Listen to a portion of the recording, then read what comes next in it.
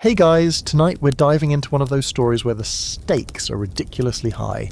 Not like, oops, we got caught texting, but more like, oops, I fell in love and now someone's going to impale me. Yeah, welcome to love in the Middle Ages. You might think romance back then was all roses and troubadours, but no. No, it really wasn't. More like daggers, dungeons, and very awkward public executions. You probably won't survive this one, just saying. So before you get comfortable, take a moment to like the video and subscribe, but only if you genuinely enjoy what I do here. And tell me, what city are you watching from? And what time is it there right now? I'm always weirdly curious about that. Now, dim the lights, maybe turn on a fan for that soft background hum, and let's ease into tonight's journey together. Imagine, you're 15 years old, living in a stone fortress in the north of England. Your dad's a minor noble who mostly yells and tries not to get stabbed by his rivals. Your mum has one goal: marry you off before the age of 16 to some landowning creep who already has kids older than you. Unfortunately, your heart. It belongs to a stable boy named Elias, who smells vaguely like horses and has perfect cheekbones. He once shared his dried figs with you behind the barn. Obviously, you're soulmates. You're sneaking off every few nights to meet him under the pretext of prayers. The tension is delicious. One time he gives you a single stolen rose and says he'd die for you. You swoon. Unfortunately, he might be telling the truth, because if your father finds out, Elias won't just be fired, he'll be beheaded. And you? At best locked in a convent. At worst, publicly whipped and forced into the marriage with some cousin, twice your age, to restore the family's reputation. See, in the Middle Ages, love wasn't just risky, it was political. Marriage had almost nothing to do with feelings, it was all about land, power and alliances. You were currency. Your uterus was strategic infrastructure. Falling in love was cute, sure, but only if the person had the right last name and enough acres to contribute to your family's expanding dominion. If not, dead man walking. It gets even worse if you're noble. Nobility came with rules, honour codes, reputation systems like medieval Yelp reviews. If your reputation got tarnished, you weren't just unpopular, you lost your alliances, your dowry negotiations collapsed, and your father might get assassinated over your bad decisions. No pressure. Let's not even talk about class barriers. Actually, let's. Because nothing was more dangerous than falling in love beneath you. A knight falling for a servant girl, she disappears.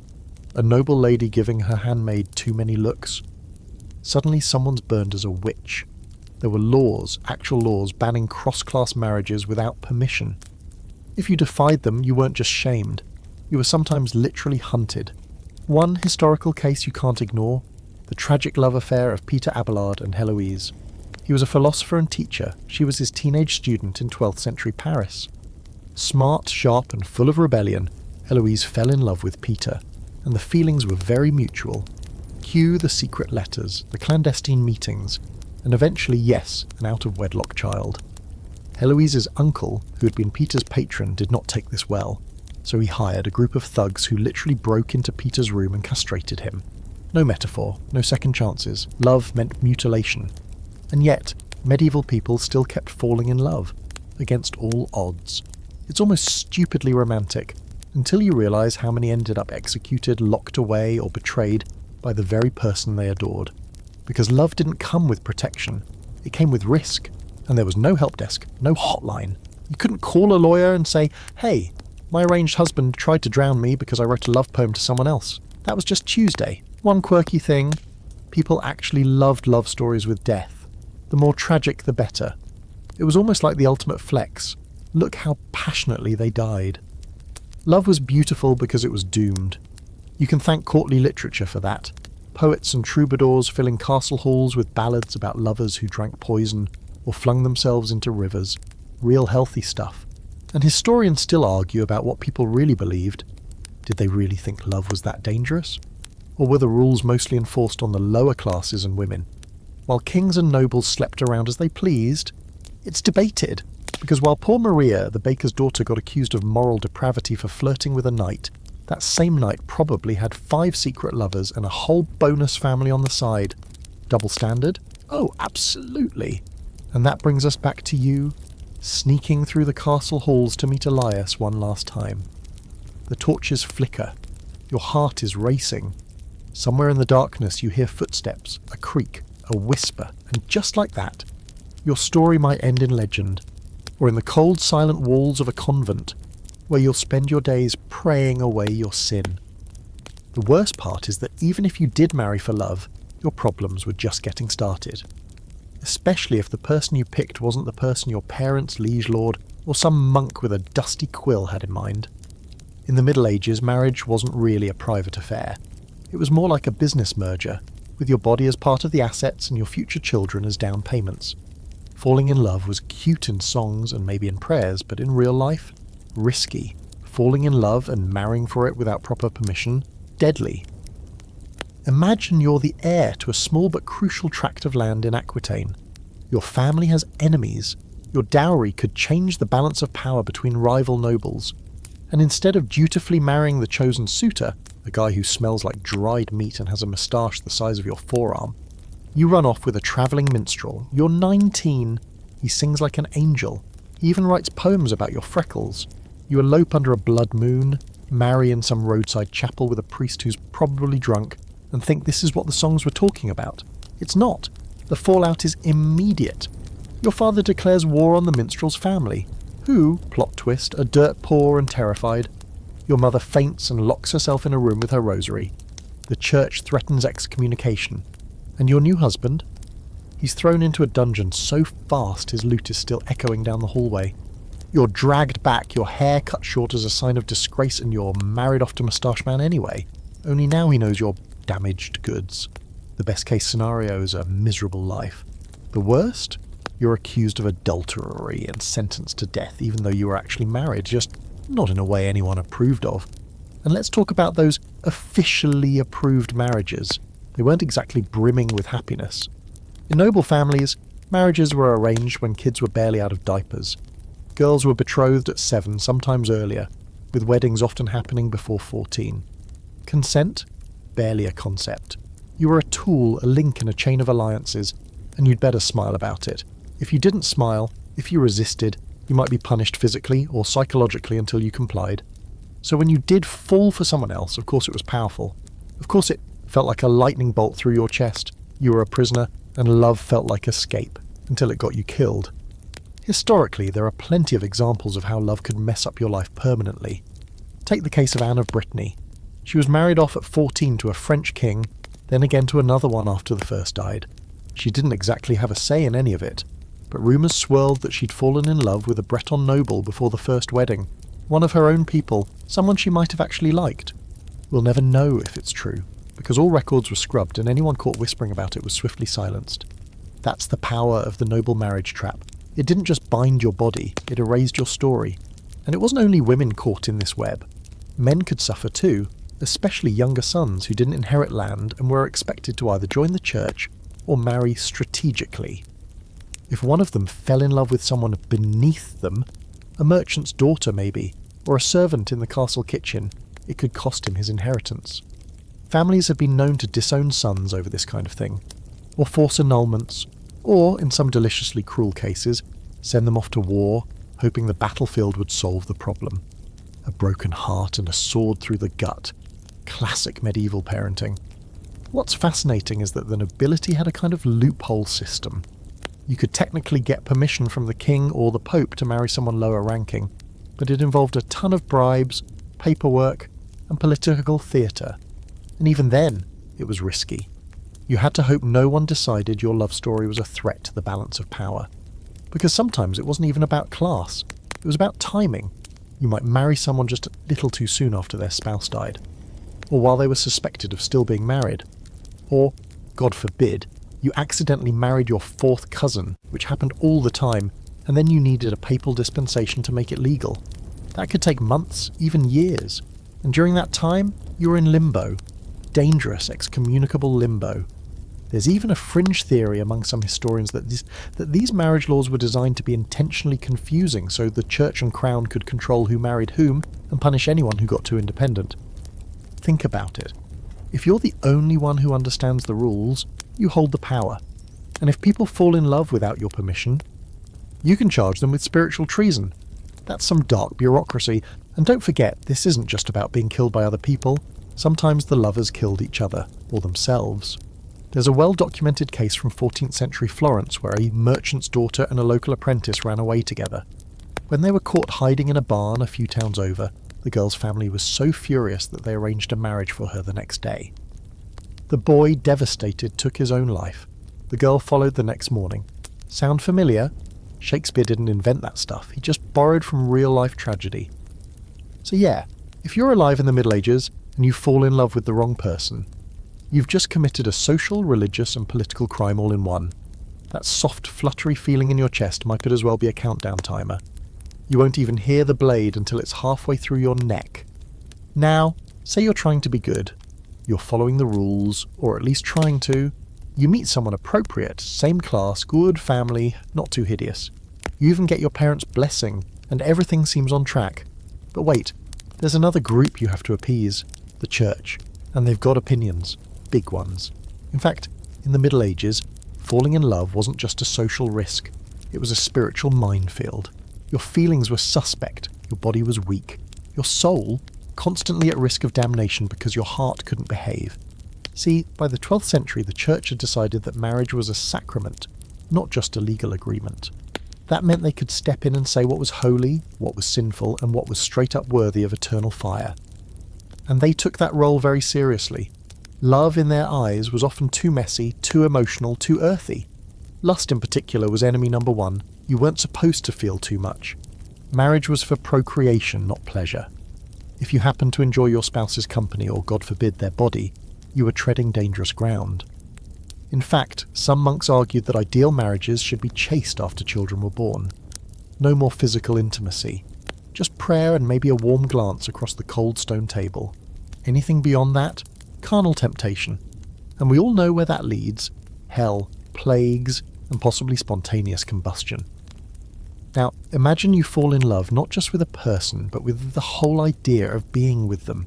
Kissing them, lying next to them, building a life that includes, actual affection. That could mark you as suspicious, especially if you talk too openly about those feelings. Too much desire was a red flag, even within marriage. There were entire confessional manuals that asked priests to interrogate married couples about how often they had sex, what positions they used, and whether they enjoyed it too much. Seriously. There were flowcharts for sin, and if you weren't married yet, forget it. Premarital sex was not just frowned upon, it could ruin your life. For women, a known fornication history meant a shattered reputation and fewer marriage prospects. For men, it might mean fines, religious penance, or even being forced into marriage with the girl they defiled. A kind of medieval shotgun wedding, only with less family bonding and more eternal judgment. There were laws that required men to marry women they had seduced, even if the woman didn't want it. That's right. You could fall in love, make a mistake, and get stuck in a marriage neither of you chose, all under the blessed umbrella of morality. One historical case involves a young couple in 13th century Paris who secretly lived together before getting married. The church found out. They were forced to undergo public penance, barefoot, in rags, holding candles, while the priest declared their sins in front of the entire congregation. After that, they were told to marry immediately or separate forever. No one knows what happened next, the records stop, which means either they obeyed and disappeared into a boring, repressed life, or they ran and got hunted for violating God's law. Romance! And then there's the whole mess of annulments. Because in case your marriage didn't go well, or you really wanted to leave the person, you couldn't just get divorced. Divorce wasn't a thing. The church allowed annulments under very specific circumstances if the marriage hadn't been consummated, if one partner was already secretly married, or if you were somehow related and hadn't realised it. People got very creative here. Nobles often faked consanguinity, that means we're secretly cousins, just to get out of political matches that had gone sour. Others bribed local bishops for false witness statements. It was like a grim game of romantic chess, and the queen's always being sacrificed. You know who suffered the most in all this? The young and naive, the ones who actually believed in love, the peasants who met at market fairs, the apprentices who flirted with butchers' daughters, the girls who scribbled love notes into the margins of their psalters. If their love didn't fit the church's mould, they were in trouble. And unlike the nobility, they didn't have resources to bribe their way out. A peasant couple caught in fornication could face public whipping. A single mother could be exiled or forced into labour. A boy accused of leading a maiden astray might be fined more than his family could pay in 5 years. And there's an even darker layer, because the church didn't just want to punish sexual love, it wanted to own it. That's why they insisted on conducting the wedding. That's why they created strict rules about when you could have sex. Not during Lent, not on feast days, not on Wednesdays, Fridays or Sundays. Yes, really. That's why even inside marriage, your love life had to be confessed and catalogued. It wasn't just about holiness, it was about control. Fall in love outside of that structure, and you weren't just breaking the rules, you were challenging the entire system. Some scholars argue that this obsession with regulating desire had less to do with theology and more to do with politics. The church was building an empire of influence, and what better way to control people than to control their most intimate choices? If they could make you feel guilty for what your heart naturally wanted, they could lead you like a lamb right into obedience. Love became a leash. Still, people found ways to rebel. Secret weddings happened. Hidden trysts in meadows and behind market stalls were almost a genre unto themselves. There are even medieval graffiti carvings from young lovers declaring their passion, crude hearts, initials, poems scrawled on cathedral stones. Quiet resistance etched into eternity, but the risks were always there, loving the wrong person too much too openly. That could get you fined, flogged, imprisoned or damned. And the scariest part? Sometimes it wasn't your neighbours or your family that turned you in. Sometimes it was your confessor. The one person you trusted with your soul might decide your feelings were a sin too great to ignore. So let's say you've managed to sidestep the church's moral minefield, and you're still hopelessly, inconveniently in love. You've dodged the purity tests, kept your tryst secret, and no one's thrown holy water at you yet. Congrats.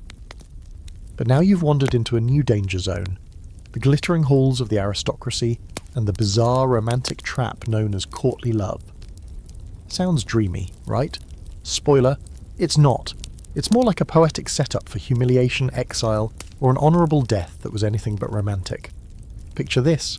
You're a knight, recently dubbed, with a new sword, questionable body odour, and a horse that barely listens to you.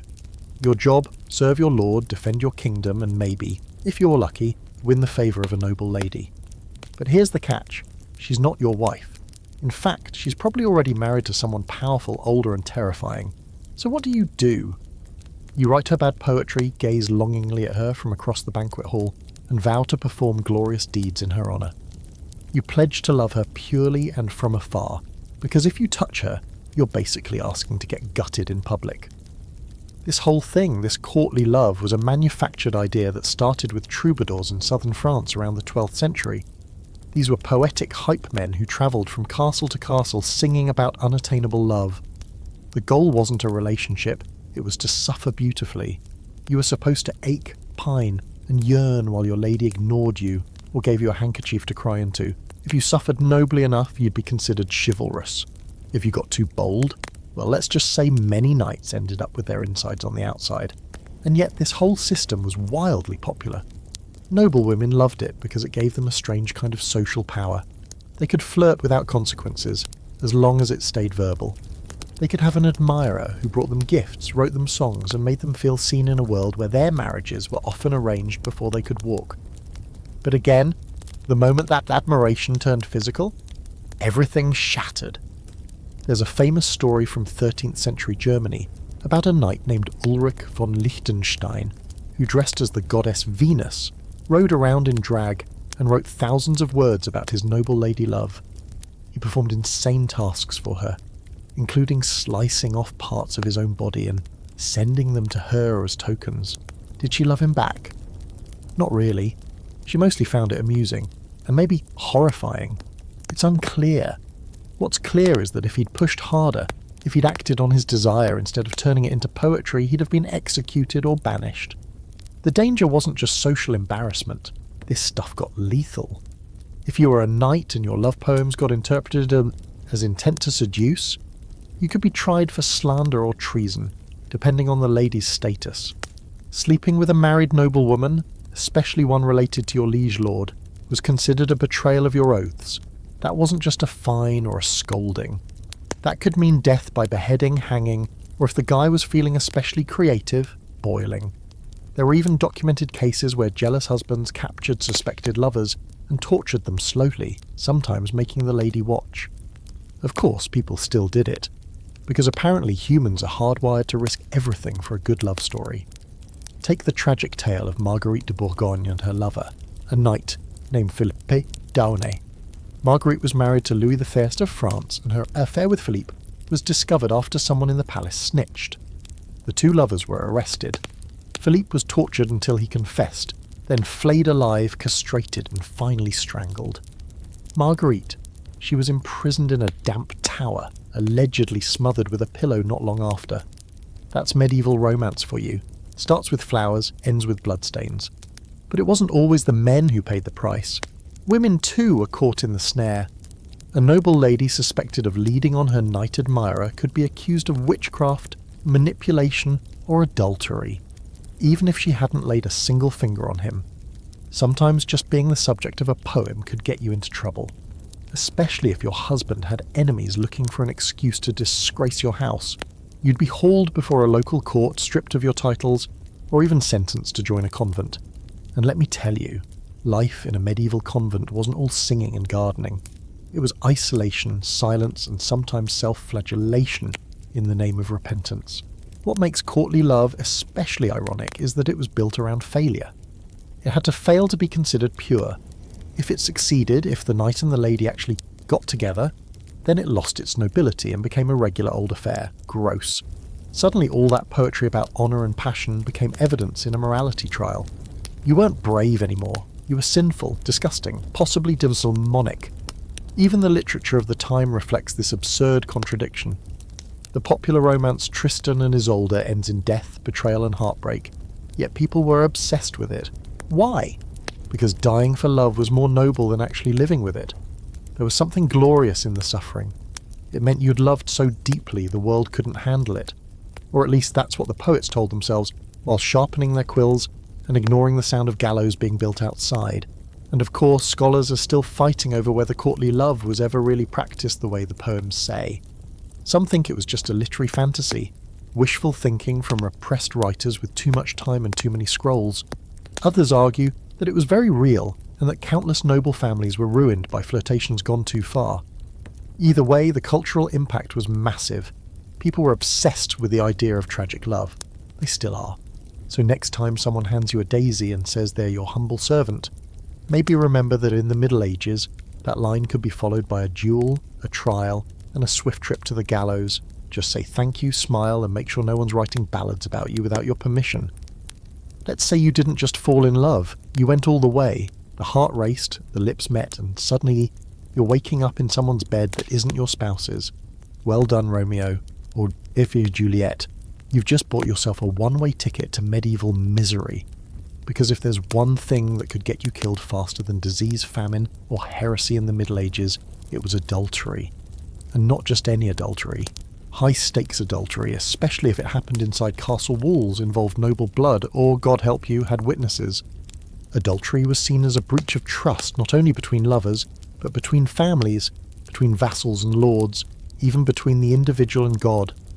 And unlike modern times where it leads to divorce papers and an awkward dinner party, back then it often led to violent retaliation.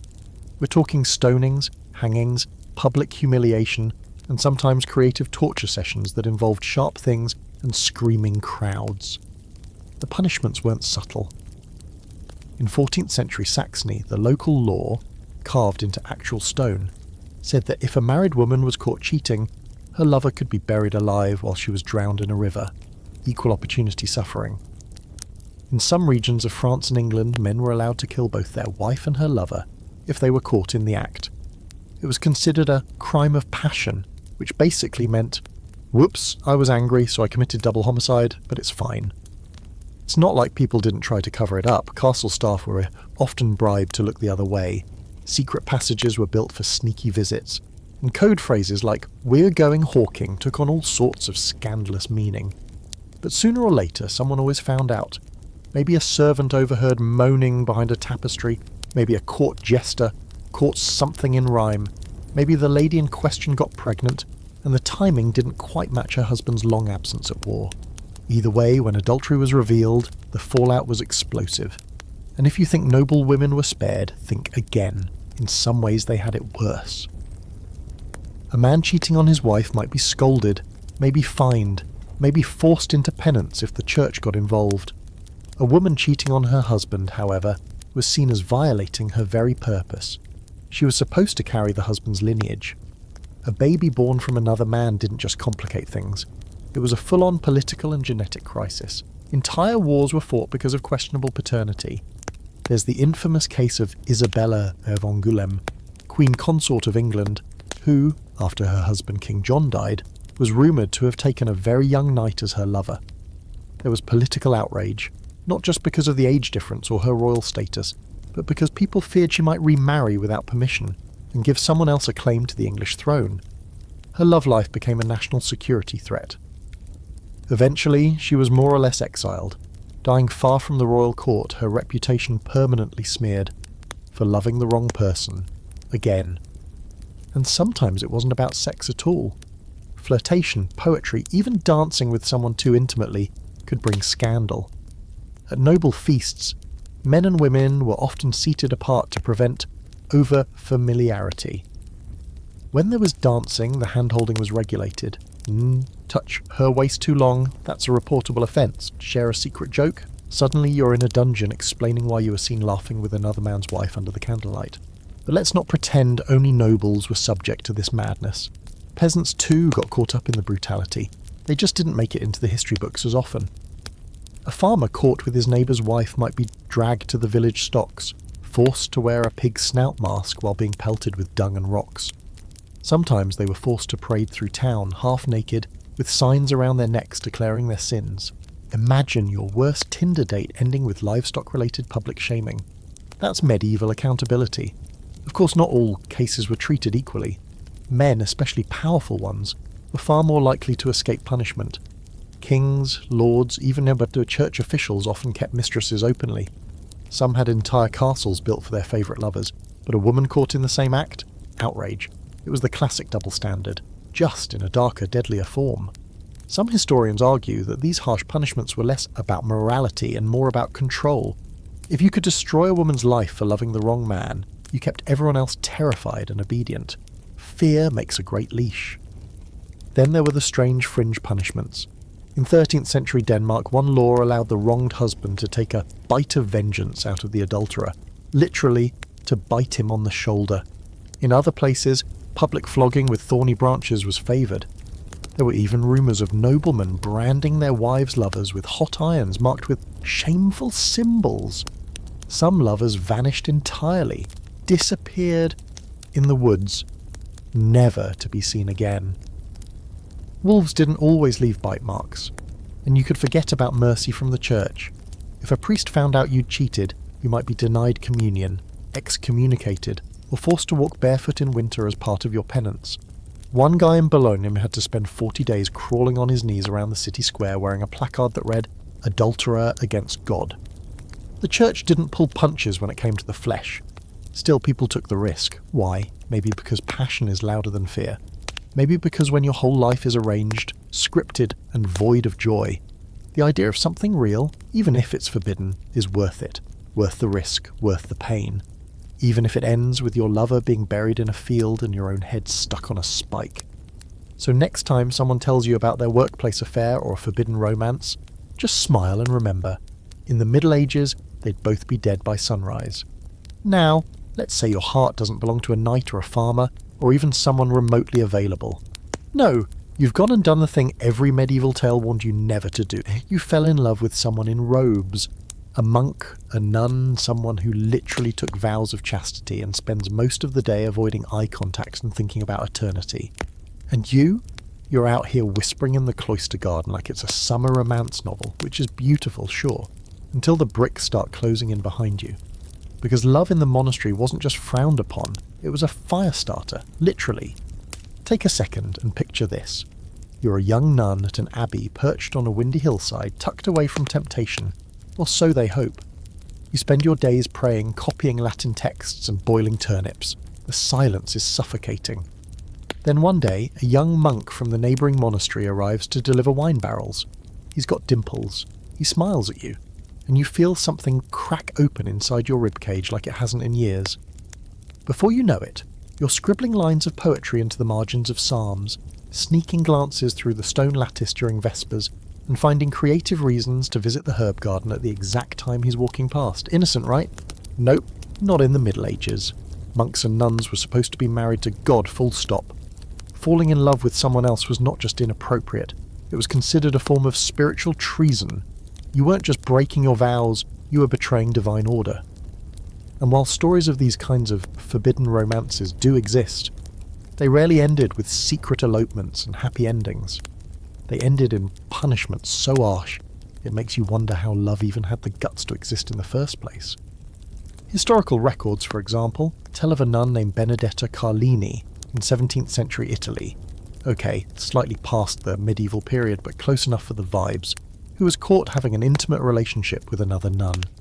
Not only was her affair declared heretical, but she was imprisoned in total isolation for the rest of her life. She died alone, in sentence, her name scratched out of all official documents. This wasn't just about the church's anger, it was about erasing desire entirely. Go back a few centuries and it only gets worse. In 14th century England, there's the case of a monk and a nun who were caught in a romantic relationship. Their punishment? The monk was defrocked and exiled. The nun was bricked into the wall of her own convent, alive. That's not a metaphor. They literally sealed her up in a cell so small she couldn't stand, with just a slit for food and waste. It was supposed to be a form of penance. Most people didn't survive more than a few months. The church called it justice, everyone else called it terrifying. And here's the kicker. People knew these things happened. Despite all the rules, all the walls, all the prayers, desire still crept in. That's the part no one likes to talk about. That love and longing weren't extinguished by a vow of silence or a heavy robe. Monasteries were filled with whispers, stolen glances, and tension so thick it could choke you. Entire religious orders had to deal with internal scandals. Monks caught sneaking across fields at night. Nuns found with secret letters hidden in their mattresses, confessions that blurred into seductions.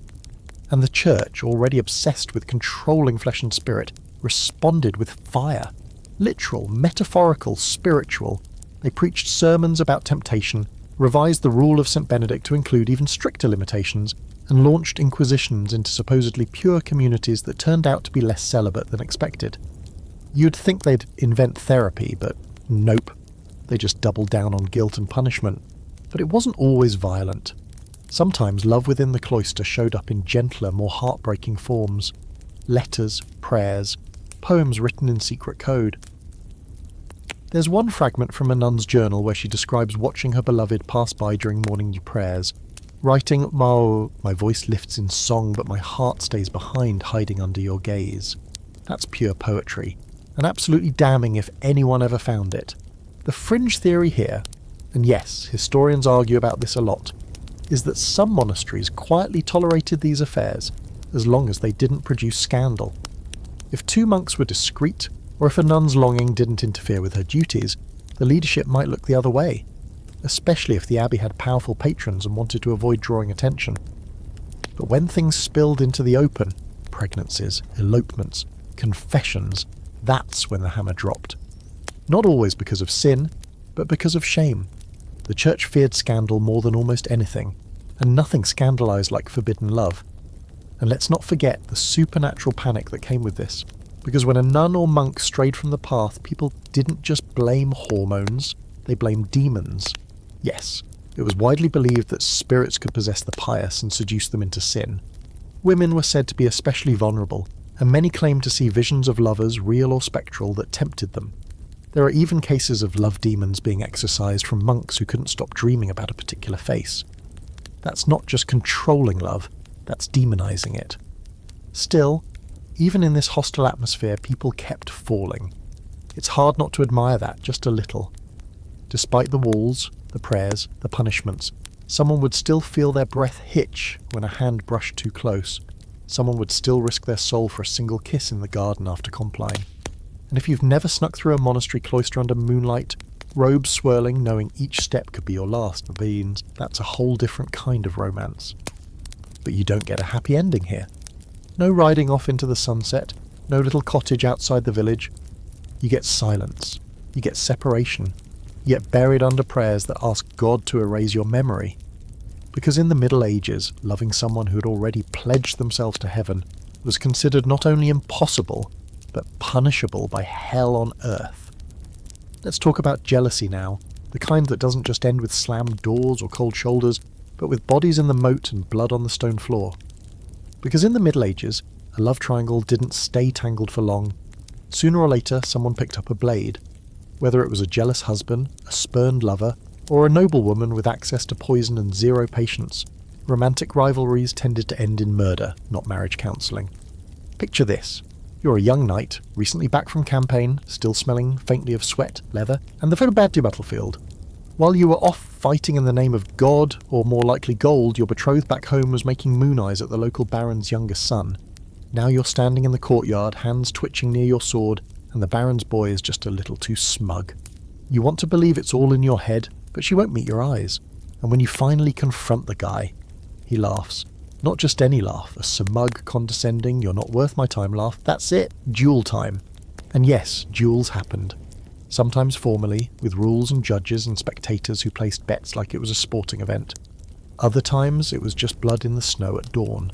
All it took was an accusation. You dishonoured me. Boom. Steal. That was enough to justify violence. Even if you were wrong, even if the person you loved never even touched the other guy. The suspicion alone could end lives. And don't think women were safe from this nonsense. If a nobleman suspected his wife of cheating, or even suspected that someone wanted to cheat with her, she could be locked up, tortured, or outright killed, with the law on his side. In some cases, the husband didn't even need proof, just a feeling. His honour had been questioned, and that gave him divine permission to act. Trial by combat wasn't always about justice, it was about who had the sharper blade and the stronger arm. And love, that was just the spark to light the powder keg. One famous case is that of the de Carugès affair in 14th century France, which, no surprise, was eventually turned into a film. The short version, Jean de Carouge accused Jacques Le Gris of assaulting his wife Marguerite. There was no clear evidence, only Marguerite's word against Jacques's, so the king allowed a judicial duel to settle it. In front of a roaring crowd and royalty, the two men fought to the death. Jean won, Jacques died, and Marguerite's honour was restored. Except if Jean had lost, Marguerite would have been burned alive for falsely accusing a nobleman. Because nothing says romantic justice like a woman being torched based on a sword fight's outcome. But it wasn't just men killing each other over women. Women got in on the action too. Noble women hired assassins. Peasant girls lured rivals into forests and left them to the wolves. There are letters in medieval archives from young women begging forgiveness for pushing a romantic rival down a well. One particularly brutal case in Italy tells of a merchant's wife who, upon discovering her husband's affair with a servant, laced his food with crushed glass. He died screaming. She was hanged in the village square while her lover watched. Sometimes love triangles spiraled into full-blown family feuds. A jealous suitor might not just kill his rival, he'd torch their house, slaughter their livestock, ruin their inheritance. Romantic rivalry became a generational curse.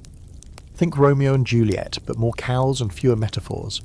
And if your feud involved noble families, you could be dragging entire territories into war over someone's wandering heart. The wildest part is how socially accepted this was. People expected love to cause bloodshed. They even made songs about it. Ballads told of knights killing rivals at tournaments, maidens poisoning unfaithful lovers, and jilted lords stabbing each other under the dining tables at feasts. Love wasn't just personal, it was theatre. Public, loud, violent, and the audience? They ate it up. But jealousy didn't always wear armour. Sometimes it wore robes. In monasteries and abbeys, romantic rivalries were just as deadly, just less visible. A nun caught exchanging glances with a monk might suddenly find her food laced with bitter herbs that made her ill. A young monk who confided his love for another was sometimes sent to special prayer sessions that conveniently involved isolation, fasting, and a whole lot of psychological torment. No duels, no blood, but the same brutal result. Love crushed under the boot of suspicion. And here's something delightfully medieval. Jealousy was sometimes seen as righteous, especially for men. A jealous husband wasn't called obsessive, he was called zealous. defending his honour, upholding God's order. Women weren't afforded that same courtesy. A jealous wife was unstable, dangerous, possibly in league with the devil. There were actual treatises warning men to watch for the possessive natures of women. That's rich, considering how many castles were stormed over a single jealous lord. Some historians argue that medieval society needed jealousy to maintain its structure. If people didn't fear romantic rivals, they might make their own choices, marry for love, disobey their families. So the culture encouraged jealousy as a control mechanism. Make everyone fear everyone else, and nobody steps out of line. It worked too. People lived terrified, not just of being rejected, but of being murdered for falling for the wrong person. And if you didn't die in a duel or get poisoned, jealousy could still destroy you. You might be exiled, your land stripped, your family disowned. You could be forced into a convent or a monastery for reform, or worse, declared mad, locked away, forgotten, because nothing says unfit for society like falling in love with someone who was already someone else's problem. So yeah, if you're writing your own medieval romance fantasy, maybe think twice before adding that cute rival suitor. In the Middle Ages, the third corner of your love triangle probably wasn't just a dramatic twist, they were a walking death sentence. Now imagine this. You've somehow stumbled into the most dangerous love story of all. You've fallen in love with royalty. Maybe you're a lady-in-waiting. Maybe a knight with a good jawline and no concept of self-preservation. Maybe just someone in the wrong place at the wrong time when the queen smiles at you from across a banquet table. It's intoxicating, that attention. It feels like a fairy tale. Until you realise the stakes are about 10 feet higher than everyone else's. Because loving a king or queen in the Middle Ages, that wasn't just a bad idea. It was practically an invitation to die, spectacularly, and with an audience. Let's say you're on the receiving end of royal affection. The king has taken a liking to you, flattering, sure, but also the medieval equivalent of having a bear gently sniff your shoulder. Everyone sees it. Everyone knows. You don't get a choice in the matter, not really. Refuse him? That's treason. Accept him? That's also treason, just with better food and fewer clothes. And if the queen finds out? Oh boy. That's the kind of rage that turns castles into tombs. One of the most notorious examples of this exact dynamic comes from the court of Edward II of England, who was deeply and controversially attached to a young nobleman named Piers Gaveston. Their relationship, romantic, platonic, political, or all of the above, depending on which historian you ask, infuriated the nobility. They saw Gaveston as an upstart, a bad influence, and a threat to the realm. Eventually they kidnapped him, dragged him out into the woods, and executed him without trial, just to make a point. Loving royalty didn't get you favours, it got you hunted. And it wasn't just the men who were in danger. If you were caught loving, or being loved by a queen, your life expectancy dropped fast. Take Anne Boleyn, who had the misfortune of both marrying King Henry VIII and failing to give him a son fast enough. She may have loved him at one point, but when he decided she was inconvenient, that love didn't save her. Rumours were spread about affairs, incest, witchcraft, basically anything they could invent to justify her execution. One swing of the sword and her head was gone. Love wasn't a shield, it was the blade. But let's go deeper. Sometimes these deadly romances weren't even mutual. Courtiers might be accused of falling in love with a queen, even if they hadn't. The Spanish court, for example, was infamous for paranoia around Queen Isabella of Castile. One courtier supposedly looked at her for too long during Mass and was banished immediately. No trial, just gone, because if you were near the Queen and you had working eyes, you were a threat to her virtue and by extension the entire nation. And it wasn't just Europe. In medieval Islamic courts, especially in the caliphates, similar dynamics played out. The harem, romanticised in modern culture, was not some love nest. It was a locked palace full of dangerous intrigue, spying and jealousy. Fall in love with someone inside it, cross a line with a concubine? You'd be lucky if you were merely exiled. Poison was common. So were accidents involving stares, swords, and suspiciously well-timed scorpion bites. It gets even messier when love is part of a rebellion. Plenty of monarchs had favourites, lovers, or companions, who started influencing policy. That's when the knives came out. Literally. Royal love wasn't private, it was political. If a king was too in love, too distracted, or too easily manipulated, it destabilised the entire court. Enemies would use that love against him. And if the object of his affection had political ambitions, even worse. Suddenly you weren't just someone in love, you were accused of sedition, of trying to rule from the sheets, which almost always ended with one person in a cold, wet dungeon and the other being paraded through the city square in chains, and yet people kept trying, because royal attention came with perks, land, titles, clothes worth more than most people's homes. There's the infamous case of Agnes Sorel, mistress of King Charles VII of France, who flaunted her position with diamonds and gowns that left one breast deliberately exposed. She was powerful, loved, untouchable, until she wasn't. She died suddenly, likely poisoned by someone who had had enough of her influence. Historians still debate whether it was politics, jealousy, or a fatal mistake involving mercury-laced cosmetics. Either way, her beauty and status didn't save her. Of course, some royals used love like a weapon. They dangled affection in front of desperate courtiers, promising favours or safety, then yanked it away to watch them squirm. Emotional blackmail was the sport of kings, and for the unlucky ones who genuinely fell in love, who mistook royal flirtation for something real, they usually ended up ruined. Either because they were foolish, or because they dared to think the crown and the heart could ever share a bed. There's also the fringe theory that some royal courts stage fake love affairs as traps. To test loyalty, to sniff out spies. Imagine thinking the Queen has a secret soft spot for you, only to realise you've been manipulated into treason. One wrong move and your confession, spoken softly into the rose garden, becomes a death warrant. There were even codebooks used in some courts to decipher love notes intercepted from chambermaids and pages. The Crown read everything. And when royal affairs went public, scandal, chaos, collapse. Entire dynasties teetered because someone couldn't resist a forbidden kiss. The Wars of the Roses, some say, had roots in courtly jealousies and marriages made from passion instead of strategy.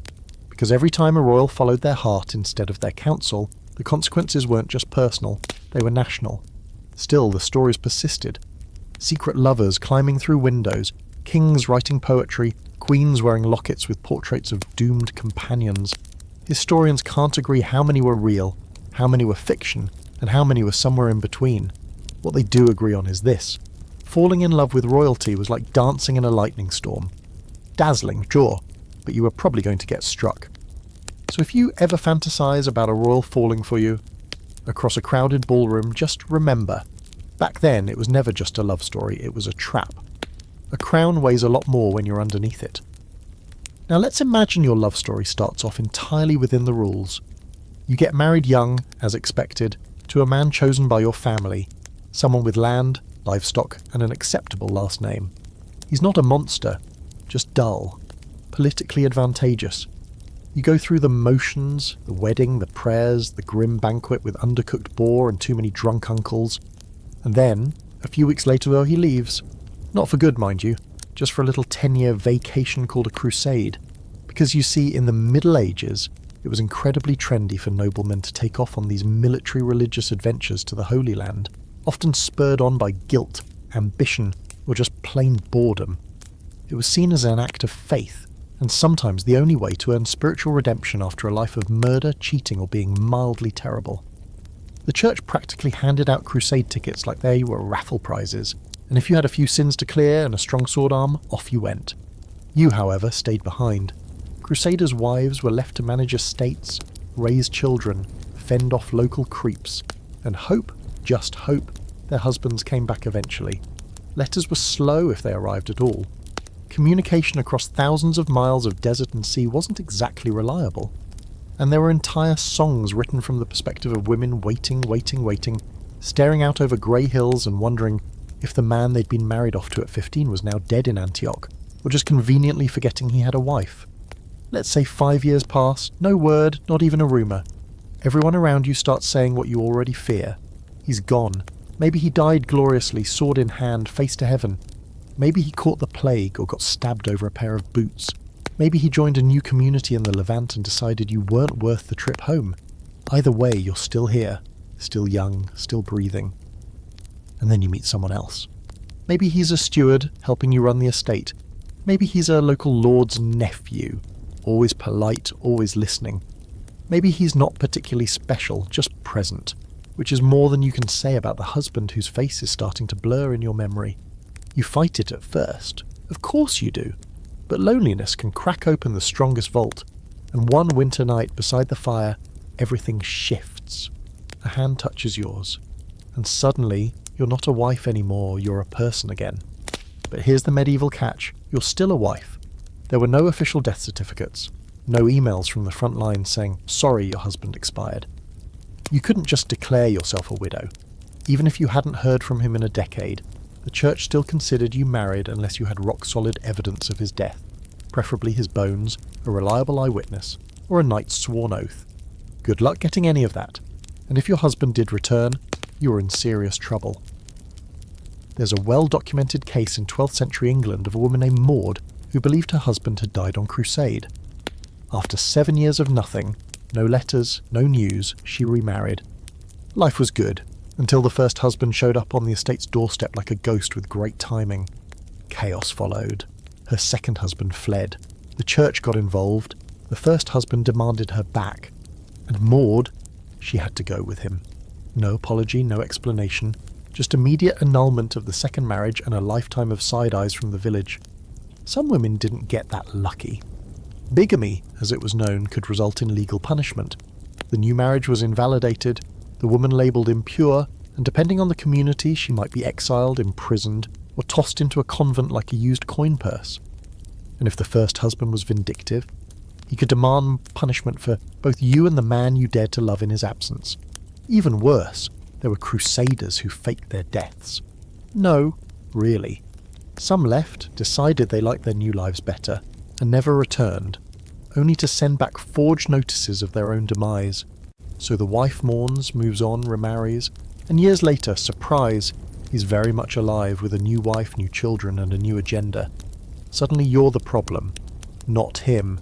You're the adulteress, the scandal. Some scholars argue that women in this position were set up to fail. They were expected to remain loyal and celibate for years, decades even, based on nothing but hope.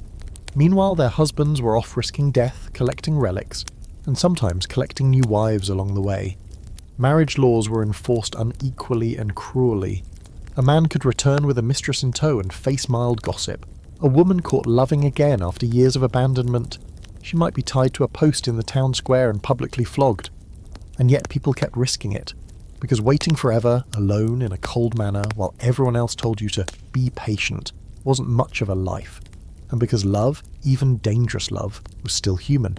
People needed connection, companionship, warmth, and in a world where you could die of infection from a splinter, maybe you didn't want to spend your best years staring at an empty chair. There's a haunting account in a Flemish chronicle of a woman who wrote a letter to her crusading husband every month for 10 years. She had them read aloud in chapel, she kept his room clean, refused all other offers, and prayed daily for his return. When he finally did come back, older, scarred, strange, he said nothing, just looked at her and asked if she had waited well. That was it. No hug, no thanks, just an expectation. So yeah, if you fell in love while your crusading husband was off swinging his sword in the Holy Land, you weren't just risking heartbreak. You were risking reputation, safety, everything. Love wasn't blind, it was just criminally inconvenient. Alright, let's get legal for a second, because in the Middle Ages, love didn't just get you in trouble socially or spiritually, it was baked right into the law. And we're not talking, oops, I kissed someone I shouldn't have, now I have to apologise in church.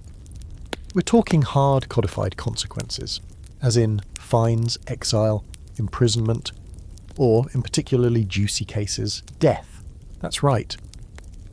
There were actual legal systems that treated romantic and sexual crimes with the same seriousness as theft or murder, and when the law got involved, the results were rarely subtle.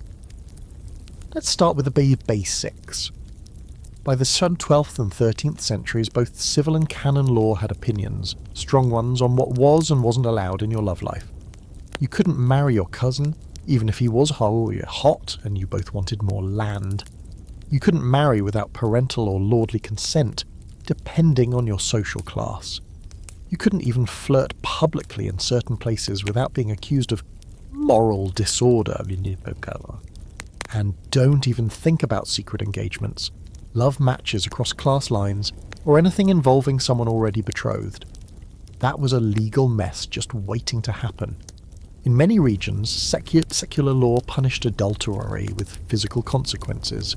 We're talking ear removals, branding, flogging, or the ever-popular Parade of Shame, where the guilty party was marched through town wearing nothing but humiliation and a sign that basically read, "Yes, I did that." And these punishments weren't hypothetical. They are spelled out in documents like the Saxonspiegel, a German legal code that listed in brutal detail the proper fines and floggings for everything from stealing grain to taking another man's woman. That's the actual phrasing. Not exactly poetic, but very efficient. In some places, a man caught committing adultery had to pay a fine based on the woman's rank. If she was a noblewoman, big fine. Peasant, smaller fine. Nun, no fine, because you'd probably be burned alive before anyone calculated the cost. Women didn't fare better. A married woman found guilty of infidelity might be disfigured. In parts of Spain, cutting off a woman's nose was the chosen method. Because, without a nose she wouldn't tempt anyone again. That was the logic. Medieval justice was nothing if not creative. There's a chilling example from 13th century Italy, where a young woman was dragged before the court for enticement. She wasn't even accused of sleeping with anyone, just of writing too many romantic letters to a married man. Her sentence? Public shaming and exile. She had to leave her home, her family, everything, all for writing love notes. And meanwhile, the man? He was told to confess and spend a few days in prayer. You're seeing the pattern here, right? But what if you were truly deeply in love and tried to marry without permission? Well, that could be considered abduction. No joke. Even if both parties agreed and were of age, secret marriages were often interpreted as kidnapping or coercion, especially if the woman's family wasn't involved. The groom could be fined, imprisoned, or executed, depending on how important her father was. The bride might be punished too, particularly if she was accused of dishonouring her family. Consent wasn't enough. Approval was everything. This happened in France so often that special courts had to be set up to sort through all the love-based abductions, and these cases were never simple. One judge reportedly said, "All matters of love are confusion, and all confusion leads to grief." Honestly, that might be the most accurate thing any medieval official ever said. Now, let's take a step deeper into canon law, the church's side of things. They had entire courts dedicated to morality, the ecclesiastical courts. These weren't interested in land disputes or stolen chickens. They wanted to know who was sleeping with whom and why and how often. And if they caught wind of anything sketchy, trials, confession, public penance. In some places, even whispers of an affair could drag you into court for questioning. The church called it inquisitio ex officio, which is Latin for, "We heard a rumour, now you're in trouble." There's an especially awkward record from York in the 14th century, where a woman was hauled into court for fornicating on a feast day. Not only was the act considered immoral, but the timing of it during a holy celebration made it doubly offensive. Her punishment: walking barefoot around the parish in a sackcloth tunic while holding a candle and reciting the Lord's Prayer aloud. Honestly, still better than losing a nose, but not exactly something you bounce back from at the next town mixer. And here's something darker. Marriage itself could be a legal trap.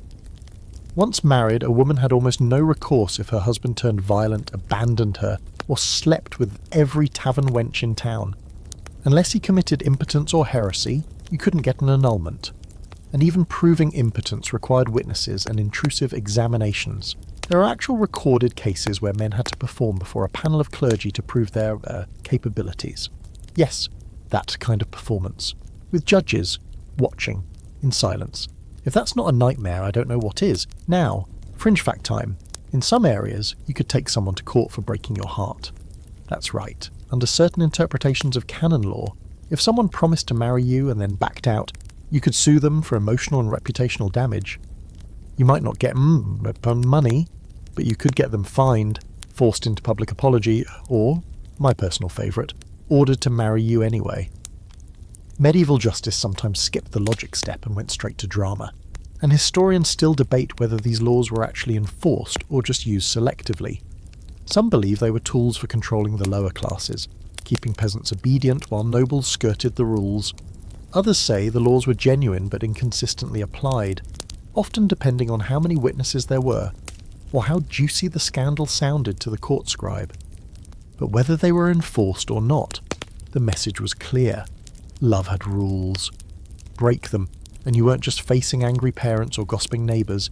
You were staring down judges with quills, fines, flogging, and the very real possibility of exile, or death.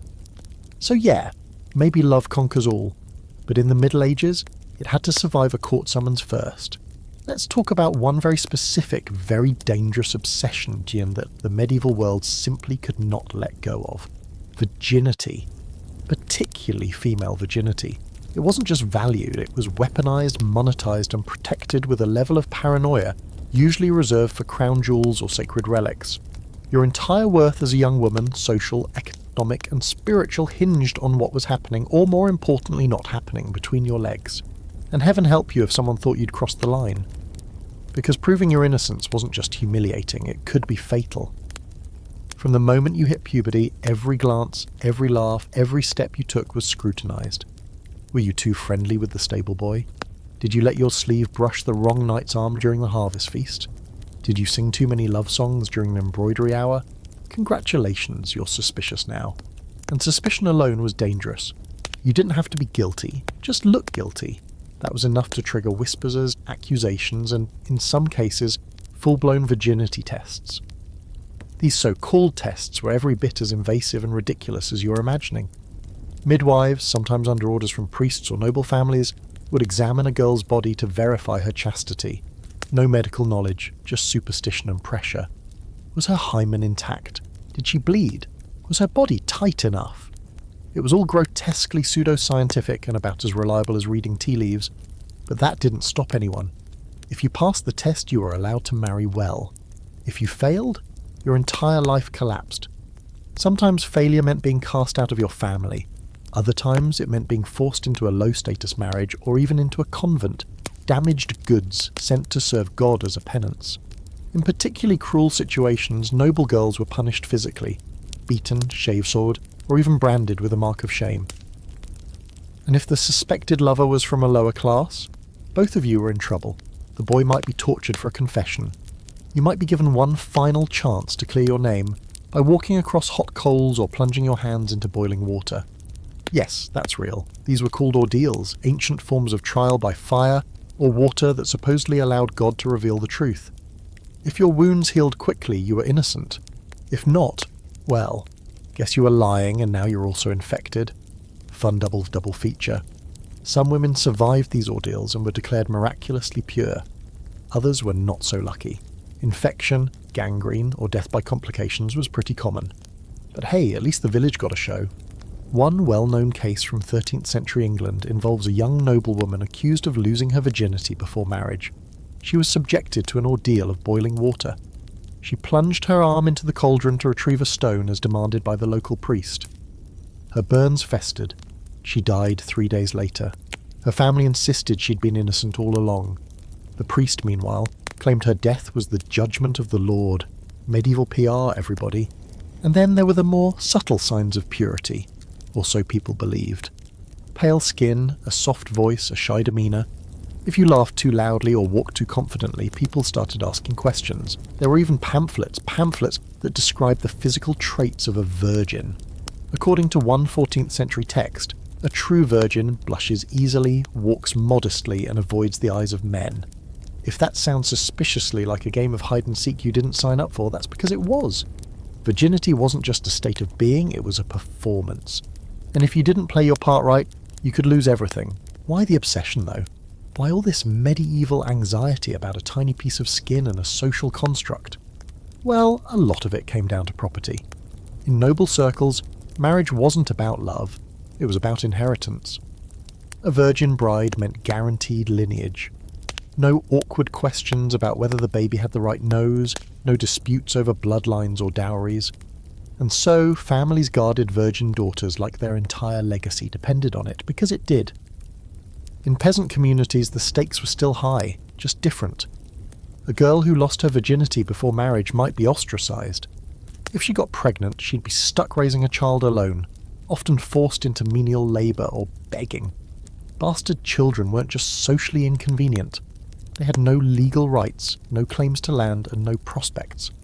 Their existence alone could spark violence, feuds, or exile. And here's where things get even more disturbing. Some virginity checks weren't about protecting the girl at all. They were about punishing her. If a lord suspected one of his female servants of fooling around, He might order a midwife to examine her as an act of control. It wasn't about truth, it was about power. And often, that same lord was the one who'd seduced her in the first place. There are fringe records, quiet, almost forgotten, of women who tried to fake virginity with various herbs and tricks. Oak bark, alum, and other astringents were used to mimic tightness. Some even bled themselves slightly before their wedding night to stain the sheets. Because yes, bloody sheets were the medieval version of a Yelp review. On the morning after the wedding, families sometimes inspected the bedding. If there was blood, great. If not, someone had explaining to do. And for those poor girls who simply didn't bleed on their wedding night, whether due to physical differences, age, or, let's be honest, stress, the result could be terrifying. Accusations of deception, trial by ordeal, in extreme cases, annulment or even execution. One German case from the 1400s records a man who had his wife put on trial for not bleeding. She was found wanting in maidenly virtue and was thrown into the local river. She drowned. It was ruled an accidental fall. Scholars still argue about how widespread these punishments were. Some say they were rare, dramatised, and more symbolic than enforced. Others point to consistent records across England, France, Germany, and the Italian states that show this wasn't just rumour, it was ritual. A whole system built around fear, silence, and shame. Virginity wasn't about purity, it was about control, and once you'd lost it, even unjustly, you never got it back. So next time someone tells you they did things differently back then, remember this. One wrong rumour, one bloodless wedding night, one too loud laugh in a chapel, and you could go from bride to outcast, or worse, to corpse. The price of love wasn't always heartbreak. Sometimes it was your life. So far, we've seen how loving the wrong person could get you flogged, jailed, or tossed into a river with your virtue stapled to your ankle. But now we're going to step into a far murkier, messier corner of medieval romance. Incest. Yeah, that thing no one really wants to talk about, but which in the Middle Ages came with land, titles, and occasionally a sword fight at a cousin's wedding. You'd think people would just avoid falling in love with their relatives. But no. Between complicated inheritance laws, political ambition, and a frankly unhinged obsession with keeping bloodlines pure, incest wasn't just a taboo. It was almost a career hazard. Let's start with a reality check. Medieval marriage networks were tangled like a badly drawn family tree, with branches that looped back on themselves. In the nobility especially, everyone was related to everyone else. Marrying your second or third cousin wasn't just common, it was almost expected. The further up the social ladder you climbed, the fewer fresh gene pools there were to swim in. Your options, if you were royalty, were basically 1. Marry your cousin, 2. Marry someone else's cousin, or 3. Declare a holy war and hope that opens up new prospects. But the church wasn't cool with this, at least not officially. Canon law, particularly from the 11th century onward, banned marriage within 7 degrees of consanguinity. That's not 7 people apart, that's 7 generations. If you and your crush shared a great-great-great-great-grandfather, technically you couldn't marry without special permission. It was absurdly strict and surprise practically impossible to enforce. Nobody had a family tree that deep. If you could even name your great-grandparents, you were ahead of the curve. This gave the church enormous power. Want to marry your third cousin?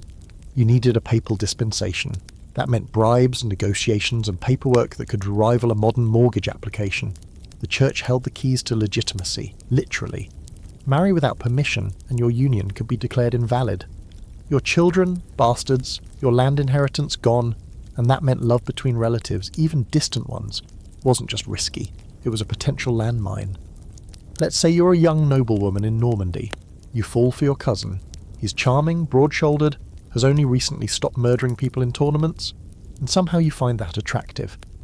Your family is not thrilled, because technically he's too close, but also not that upset because joining your 2 estates would make a nice territorial block. So they write to Rome for a dispensation. It takes a year. Meanwhile, you keep sneaking around like a teenager whose father isn't a baron with armed guards. But then the Pope says no.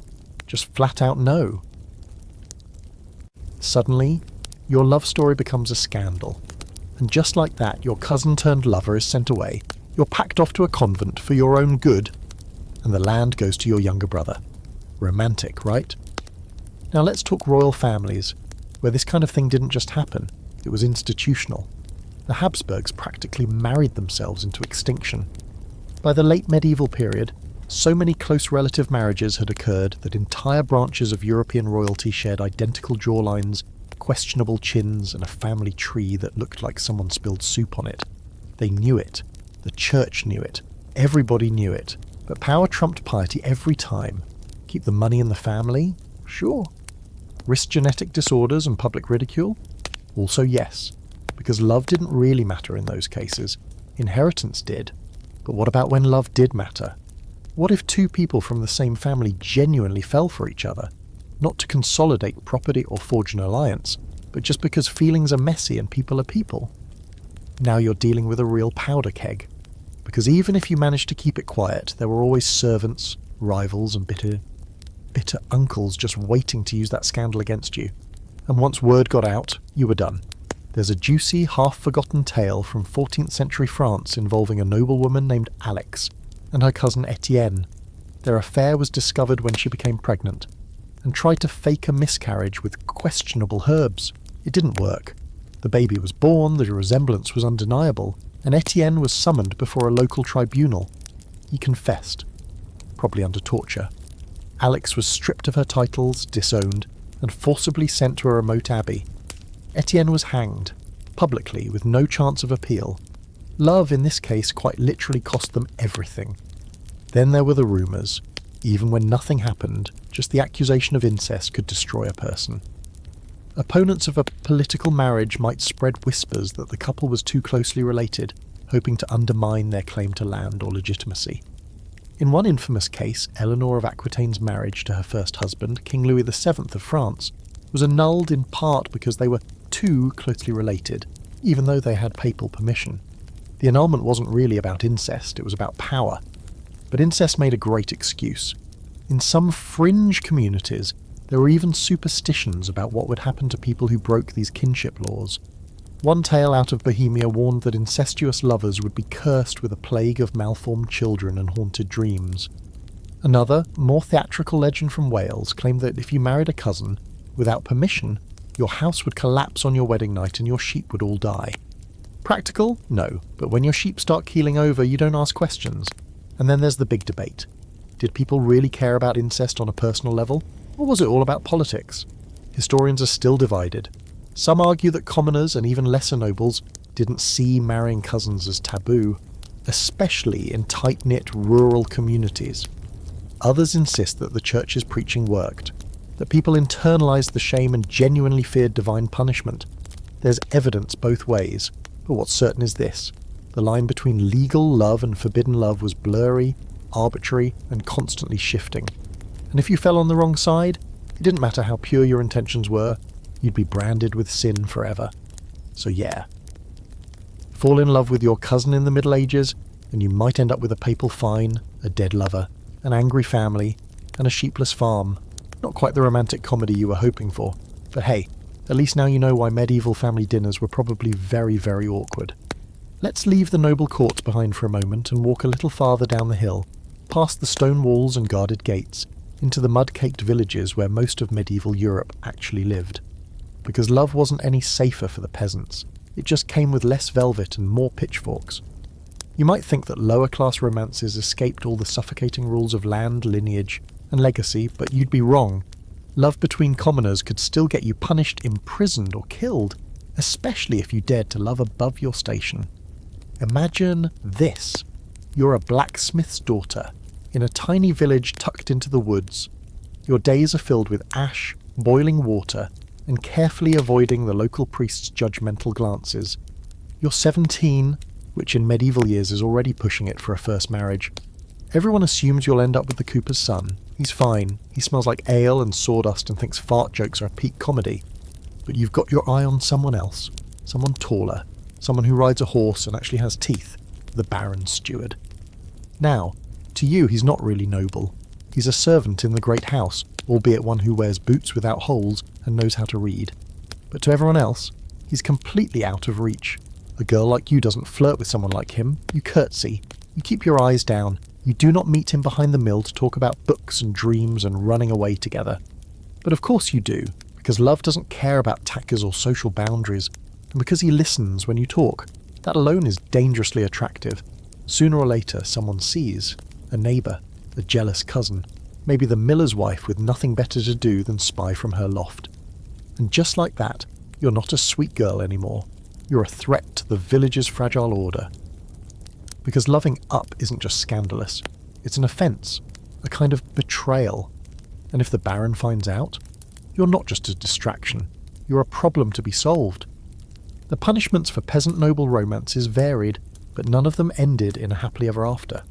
The steward would likely be fired, exiled, or if the Baron's pride was especially bruised, quietly beaten and left in a ditch. You, worse, you might be publicly humiliated, stripped to your chemise and paraded through the village as a warning. You could be whipped, imprisoned, or married off in haste to the nearest available man, regardless of whether he was twice your age or 3 times your weight. And if the Baron suspected that you were pregnant, that's when things got brutal. Because now, it wasn't just a flirtation, it was legacy. A child born from a common woman with noble blood, even unofficially, was a nightmare. It opened questions about inheritance, about bloodlines, about legitimacy. You might be forced to abort the child, or worse, the baby might be taken from you and hidden away, or simply not survive the early months at all. No one wanted a loose end walking around with a noble's cheekbones and no title to go with them. This wasn't just a matter of family pride, it was legally enforced. In some regions, there were explicit laws forbidding cross-class relationships without feudal approval. Peasants couldn't marry or consort with nobles or their retainers unless given express permission from the local lord. If they did, the lord had the right to punish them severely, or to seize any children born from the union and place them into servitude. Love, in this case, didn't just hurt, it enslaved. Even among the peasantry, social strata mattered. A wealthier peasant's daughter might be forbidden from marrying a day labourer or beggar. A tenant farmer with rights to land could lose his holdings if he married beneath him. Entire families arranged marriages not for love, but to consolidate sheep, tools and fertile land. A young woman might be promised to a man she didn't know simply because his father had an extra ox, and if she fell in love with someone else, someone poor, someone unsuitable, she risked not only her future, but her family's survival. There's a well-known case from 14th century Flanders involving a weaver's daughter named Clara, who eloped with a travelling singer. Her family disapproved. He had no hand, no prospects, and only 3 working strings on his lute. But Clara loved him. They ran off together and were caught 3 days later. The man was beaten in the town square and sentenced to serve 10 years of forced labour. Clara? Her parents dragged her back home, shaved her head, and forced her to sleep in the goat barn for 6 months as penance. Romantic. And yet, despite all the rules and the risk, love stories between peasants and nobles, or even just between peasants and slightly better off peasants, kept happening. Quiet rebellions, small flares of human longing in a world built to suppress it. They wrote love letters, carved hearts into the trees, left flowers on windowsills. Sometimes they met in secret fields or during festivals, where anonymity and drink offered a fleeting escape. But love could also be used against the peasantry. Lords sometimes seduced or coerced young village women, exploiting their authority to take what wasn't offered freely. These weren't affairs, they were abuses of power, and if the woman complained, she risked being labelled a seductress or a liar. In rare cases, villagers rallied to protect one of their own, driving out an abusive lord or his men, but more often the women were left to bear the shame alone. Scholars still debate whether these laws and customs were uniformly applied. Some point to leniency in smaller isolated villages, where people quietly looked the other way. Others argue that the fear of scandal, especially with growing church involvement in rural areas, made even small acts of romantic defiance feel deadly. What's not debated is the imbalance. Those with power got to love who they wanted. Those without it, they got to suffer for trying. So the next time you picture medieval romance as 2 rustic lovers dancing barefoot under the stars, remember, if one of them had better boots or too many goats, the dance could end in shackles, or worse. Love might be free, but in the Middle Ages, that freedom could cost you everything. Let's say you've fallen in love. Real love. The kind that makes your chest ache and your hands sweat and your heart do that embarrassing gallop every time you hear footsteps outside your window. But, and here's the kicker, you're not allowed to be together. Maybe it's because your families disapprove. Maybe your social stations don't match. Maybe there's a war going on or a political alliance in progress or someone important who thinks your happiness is a personal insult. So you do what any self-respecting young lovers in the Middle Ages would do. You run off and get married in secret. Bad idea. because clandestine marriages, while surprisingly common, were also absurdly dangerous. It was a high-stakes game with no winners, only fugitives, excommunications, and a trail of broken families. You might think that running off into the forest and getting hitched by a wandering priest was a loophole around the church and your parents. Technically, you wouldn't be wrong, but technically was the easy part. Surviving the consequences? That's another matter. For a while in medieval Europe, particularly during the 12th to 15th centuries, a marriage didn't need a big ceremony, or even witnesses to be considered valid by canon law. All you really needed was mutual consent. I take you, you take me, spoken in the present tense. That's it. No chapel, no priest, no elaborate feast. If you said it, and both parties agreed, the church was obligated to consider it a marriage. In theory, in practice, absolute chaos. Because once you'd declared yourselves married in secret, the rest of your life was like playing hide and seek with every authority figure in your world. Parents hunted you, lords tried to drag you apart, priests launched investigations to determine whether your vows were binding or just youthful rebellion. And if your marriage threatened an existing betrothal, something already arranged by your family, congratulations. Now you're in breach of contract and at risk of being excommunicated. There's a famous case from 14th century England involving a young noblewoman named Joan and a squire named William. They secretly married under a tree, swearing vows and exchanging rings made of braided grass. Romantic, sure, but when her father found out, he dragged Joan back to the manor by her hair and had William arrested for seducing a minor of rank. The bishop was called in. The marriage was declared invalid. William was fined, flogged and banished. Joan was locked in her chambers for nearly a year before being forced into an official marriage with an aging widower who smelled like mould and regret.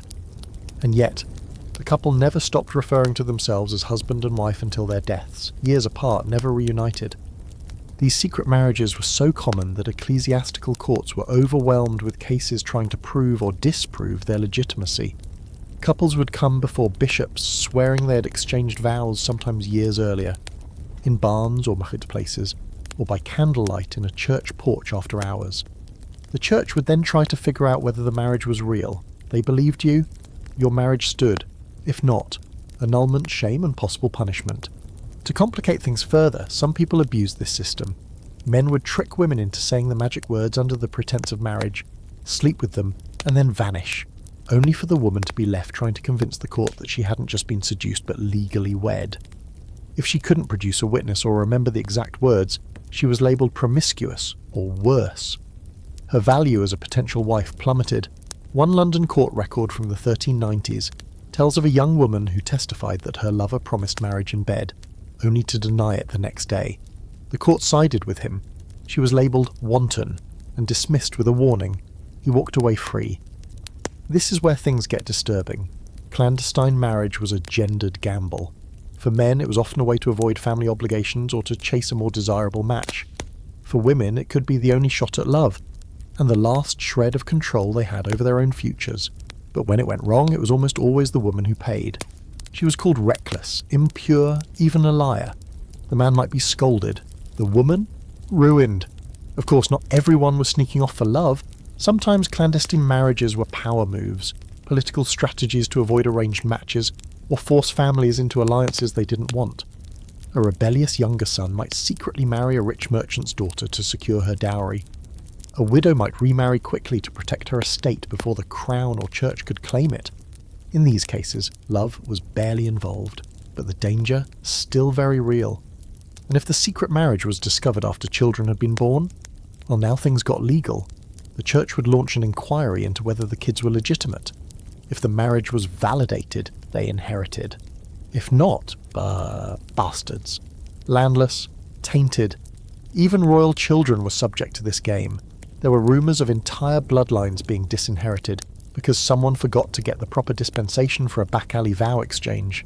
Then there were the fringe cases. A man might marry two women secretly, thinking the church would never find out. Big mistake. When it did, usually thanks to one wife discovering the other, you were charged with bigamy, excommunicated and sometimes imprisoned. There's even one record from France in which the second wife showed up at court with the exact same wedding ring her husband had given his first bride.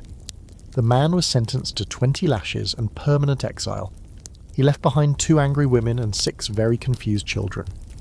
By the late 15th century, the church had had enough. Councils and synods across Europe began requiring marriages to be performed by clergy, in public, with banns, marriage announcements, posted in advance. The goal was to shut down these secret unions and reassert control, but people still tried. Because when your world is small and your choices are few, sometimes love means taking the only exit you can find, even if it leads straight off a cliff. So yeah, secret marriage in the Middle Ages wasn't some dreamy elopement. It was a dangerous, often desperate act of defiance. A way to claim your own heart when everything else had been decided for you. And if it went wrong, you didn't just lose your lover. You lost your name, your home, your future. But hey, at least the vows were sincere. So you're desperate. You can't eat, you can't sleep, you've started writing poems in the dirt with a stick, and now you're ready to try anything to make them love you back. Enter medieval love magic. You've probably heard of love potions, little flasks of enchanted juice promising to make your crush fall into your arms. Well, back in the Middle Ages, those weren't just fairy tale gimmicks. They were real, terrifyingly common, and frequently illegal.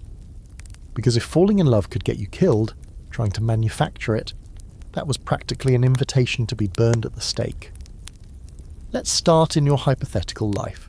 You're in love with someone way out of your league. Maybe it's the married miller's son.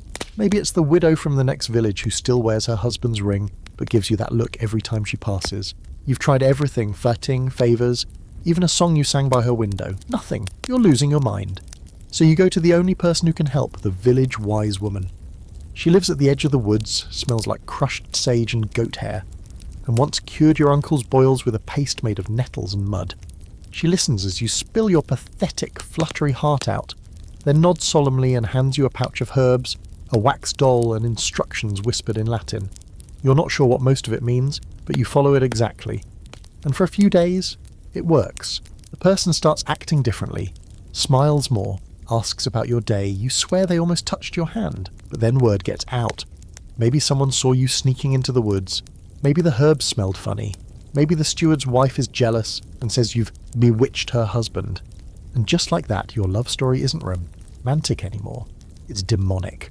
Because medieval Europe was deeply suspicious of anything that smelled like witchcraft, especially when it involved desire. Love magic was a real and serious accusation, one that could land you in court in chains or in a coffin. And it wasn't just women who got accused. Men too were charged with using potions, talismans, or unclean words to seduce others. The church and civil authorities both saw it as manipulation, coercion, and possibly a pact with the devil himself. There's a recorded case from 1324 in Kilkenny, Ireland, where a woman named Alice Keitler was accused of a whole laundry list of sins, including murdering her husbands, stealing from the church, and, most scandalous, creating love potions from the brains of cocks, the eyes of newts, and herbs boiled in the skulls of thieves. Whether or not she actually did it, we'll never know, but her maid was tortured until she confessed, and Alice fled into exile, vanishing from history. The church, meanwhile, used the trial as an example. Love spells equal heresy. And it wasn't just spells. People used charms, written incantations, and bizarre rituals. One popular love charm involved tying a knot in a string while saying the object of your affection's name 9 times, then burying it under their doorstep. Others were more disturbing. Drinking a few drops of someone's blood or slipping bits of your own fingernails into their food, believing it would create a mystical connection. It's gross, it's creepy, but it's also very human. People, especially the desperate, will believe anything when they want to be loved. One of the more unsettling practices involved something called the Venus glass, a potion made from bodily fluids, you can use your imagination, mixed with wine, herbs, and ash. The drinker was supposed to fall hopelessly in love with the one who prepared it. Did it work? Unlikely, but it probably gave them a stomachache and a very awkward dinner conversation. Of course, most of these so-called potions were harmless, just herbs and wine with a dash of superstition. But if someone died, even by accident, and you were found with potion-making tools or weird symbols carved into wax, you were in serious danger because medieval courts didn't care about nuance. If someone got sick and you had a reputation for knowing too much, or you were probably to blame, and once the accusation of love magic was made, it rarely stopped there. Next came charges of demon summoning, animal shifting, or consorting with spirits in the woods. The fringe belief was that love magic didn't come from you, it came from demons. that the passion you stirred wasn't natural but diabolical, which meant that anyone under a love spell wasn't just seduced, they were possessed.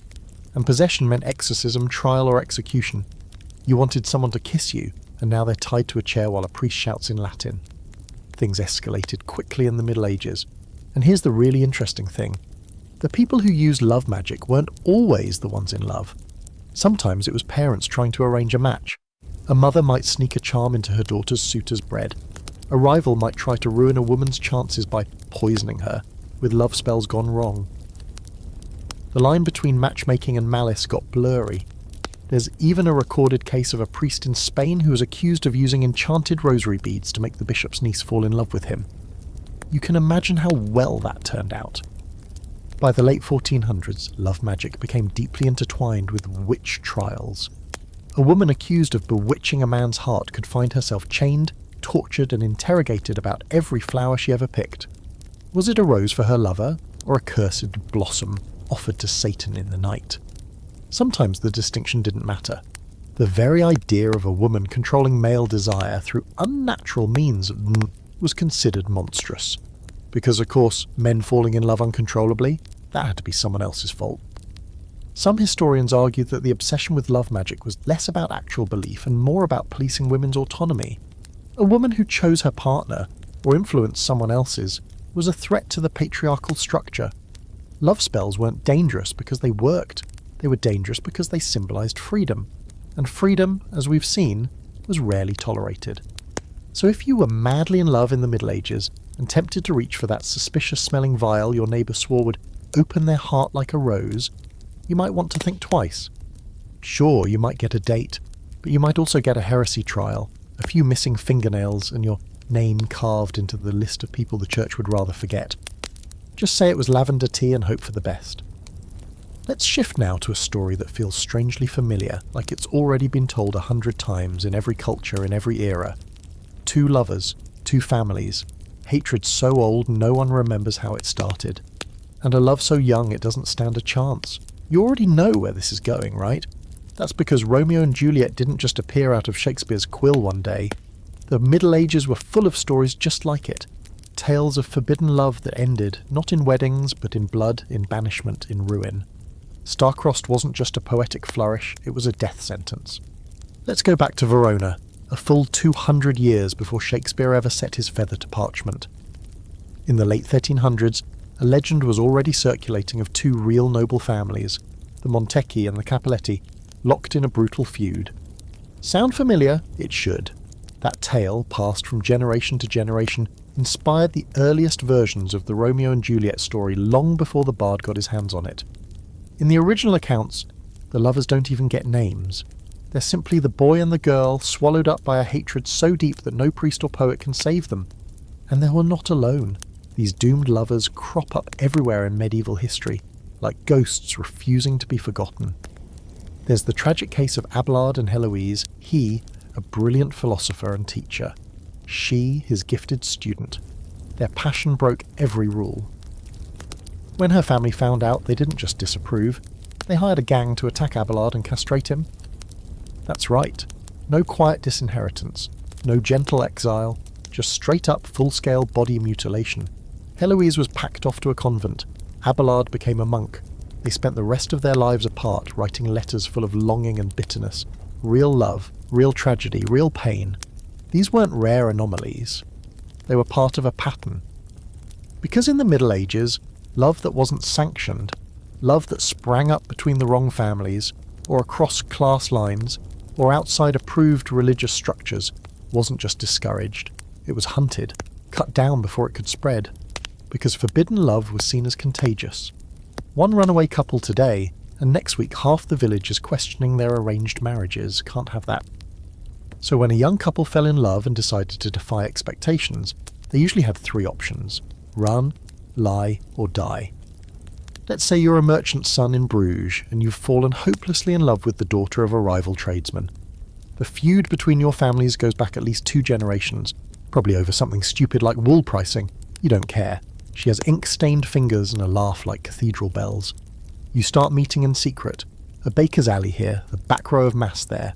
Soon it's letters hidden under stones, a stolen kiss in the candlelight, and whispered dreams of running away to Ghent. But Ghent's far and love doesn't buy you horses or forged documents. Eventually someone talks, a servant, maybe, a jealous sibling. And when your families find out, the reaction isn't negotiation, it's retaliation. Her father beats her, yours threatens to disown you. The local priest says you've both brought shame upon your houses. The girl suddenly promised to someone else, an older merchant with sweaty palms and too many rings. You see her one last time behind the chapel, both of you trembling, knowing this is the end. Sometimes that last meeting turned into something darker. The suicide pacts in medieval love stories weren't just literary flourishes, they really happened.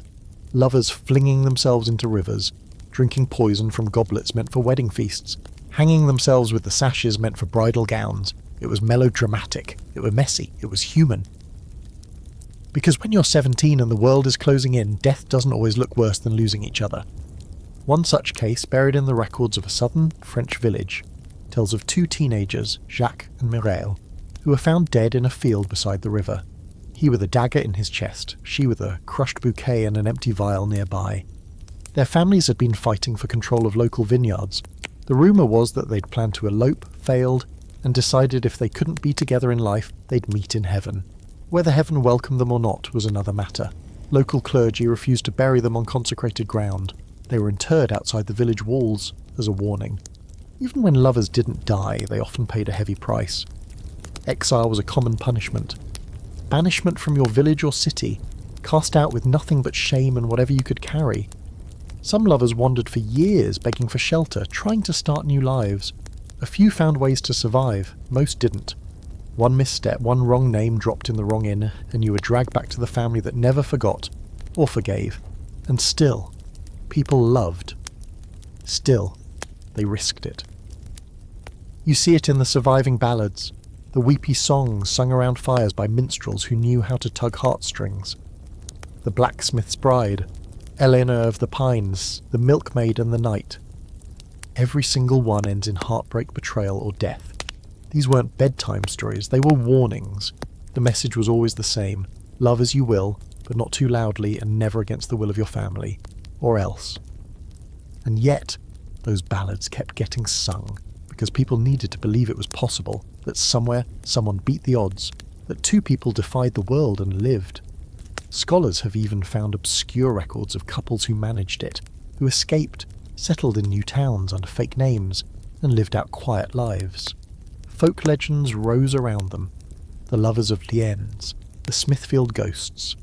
Sometimes they were said to haunt the woods where they met, sometimes their spirits guided other runaways. Were they real? Probably not, but the hope was, because even in the darkest corners of the Middle Ages, love refused to die quietly. So the next time someone tells you Romeo and Juliet is just a silly tragedy written for drama class, you can smile and say, actually it's just the tip of the sword. Because behind that curtain of poetry was a world where people fell in love and were punished for it. And sometimes heartbreak wasn't just metaphor, it was written in blood. Let's say you've done it. You've really done it. You've run away with your forbidden love. No more hiding behind altars or slipping notes into bread baskets. No more begging the bishop for a dispensation or your father not to throw the chamber pot at your face. You and your beloved have packed what little you own, some cheese, a dagger, maybe a lumpy pair of shoes, and fled into the woods. You're in love. You're free. You're in serious life-threatening danger. Because in the Middle Ages, being an outlaw wasn't just a matter of legal status. It was a condition of existence. If you defied the powers that be and ran off together without proper sanction, you weren't just on the run, you were outside the law. That meant no rights, no protection, no shelter except what you could build yourself, and no food unless you stole it, grew it, or wrestled it out of a badger's mouth. It wasn't romantic, it was survival. And love, beautiful as it might be, wasn't going to keep the wolves from chewing off your toes. Medieval forests were nothing like the cosy fairy tale ones in your favourite storybook. These woods were vast, lawless, crawling with bandits, disease, and creatures both real and rumoured. It's not just wild pigs and thieves you're worried about, it's hungry, desperate men. Fugitives like you, some of them kind, most of them not. You're sleeping in a hollowed-out log, clutching your lover for warmth and trying not to think about the last village you passed, where someone swore they saw a green man with glowing eyes and a human skull for a belt buckle. Whether that's true or just forest gossip, you're not sleeping soundly. And it gets worse, because someone is looking for you. Maybe it's her family determined to retrieve their daughter and save her from scandal. Maybe it's the local lord who sees your escape as a personal insult. Maybe it's a cleric with a stick up his robe who's decided your love is the reason crops are failing and sheep are acting weird. The point is, you're fugitives. And fugitives in love make great cautionary tales. When they find you, and they usually do, they won't bring roses. There's a grim little tale out of Hungary, circa 1280, about a runaway pair named Istvan and Katalin. He was a low-born apprentice. She was the daughter of a minor noble. They fled into the woods and survived for months, evading patrols and living off game. They were eventually found, not by soldiers, but by a woodsman who turned them in for a reward. Istvan was hanged on the spot. Katalin was returned to her family, who quietly smothered her in her sleep 3 nights later. Official cause of death: fever. The price of love: one neck snapped, one girl erased.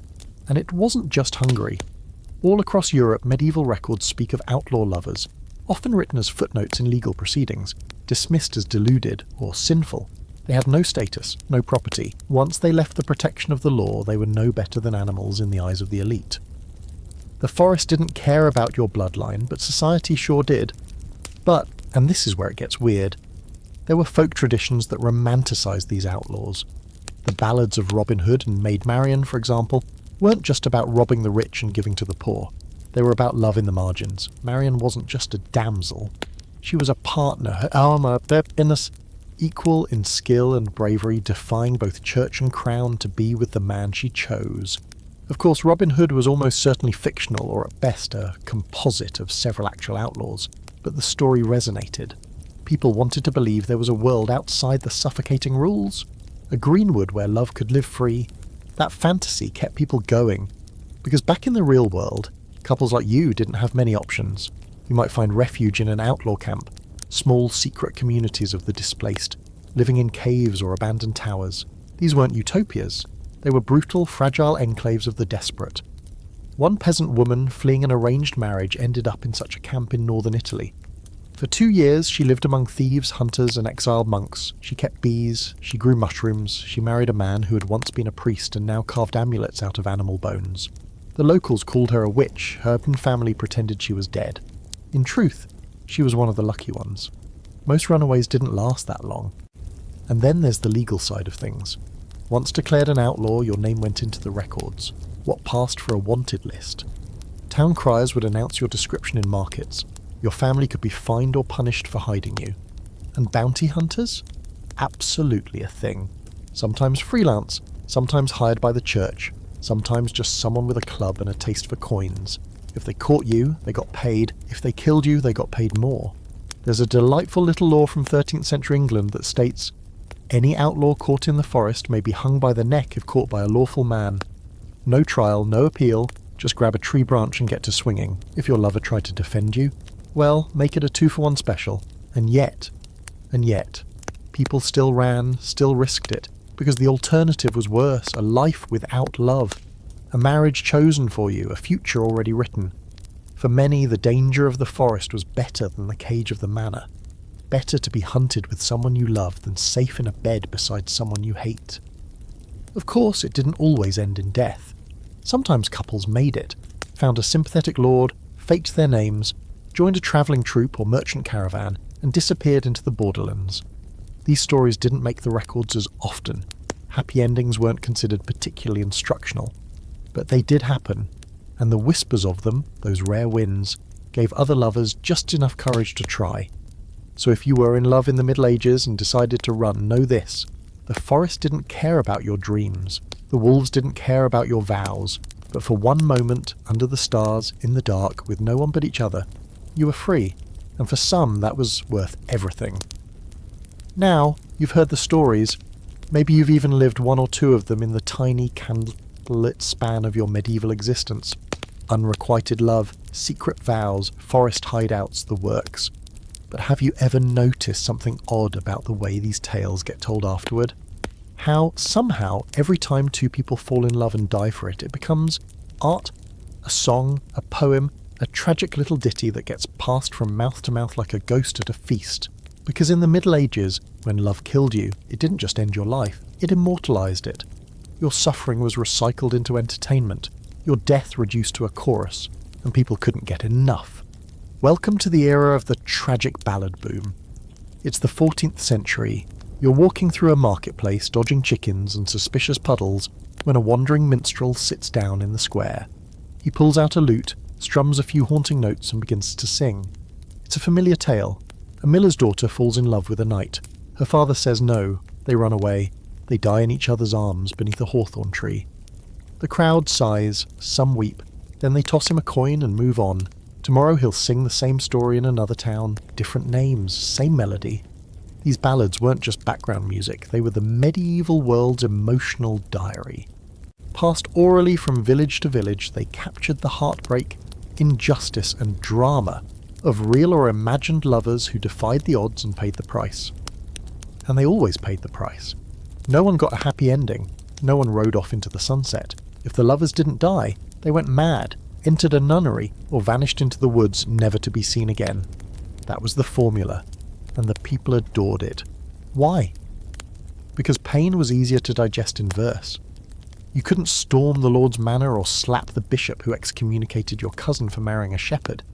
But you could sing a song about it, and if that song made other people cry, if it lived on long after the lovers were buried, well, that was its own kind of justice. Even if your body didn't survive, your heartbreak did. Some of the earliest surviving ballads, like Barbara Allen, Lord Randall, and The Unquiet Grave, all follow this same grim pattern. A lover dies, another mourns, and often the living soon follows the dead, either by sorrow or sword. In Barbara Allen, a man lies on his deathbed pining for a woman who scorned him. Too late, she realises her love, but by the time she reaches his door, he's already gone. She dies not long after, and the final verses describe roses and briars growing from their graves, intertwining as a metaphor for their doomed love. Pretty, short, symbolic, everything the medieval heart craved. And these weren't just performed in taverns or fields. Nobles had their own versions, usually sung by court musicians during feasts.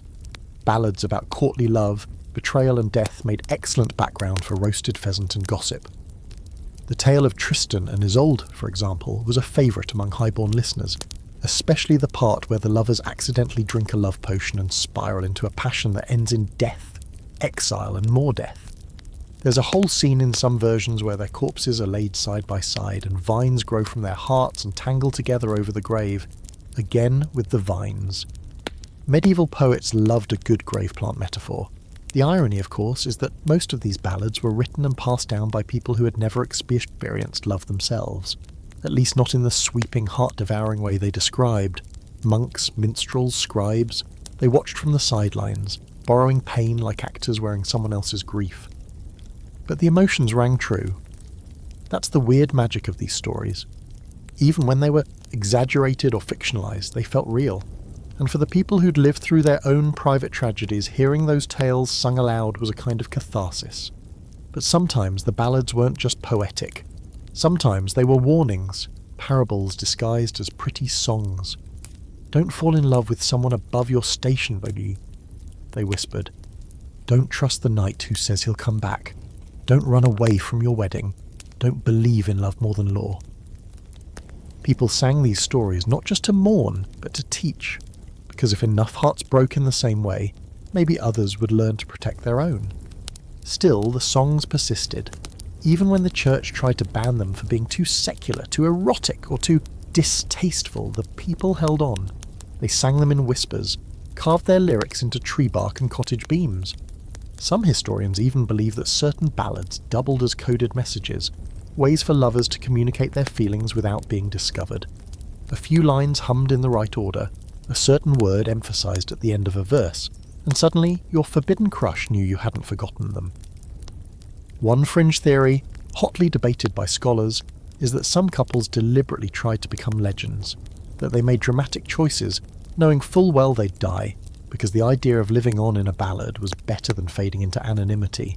You might be poor, doomed and 23, but if your name got woven into a song, you'd live forever. It's dramatic, sure, but not unbelievable.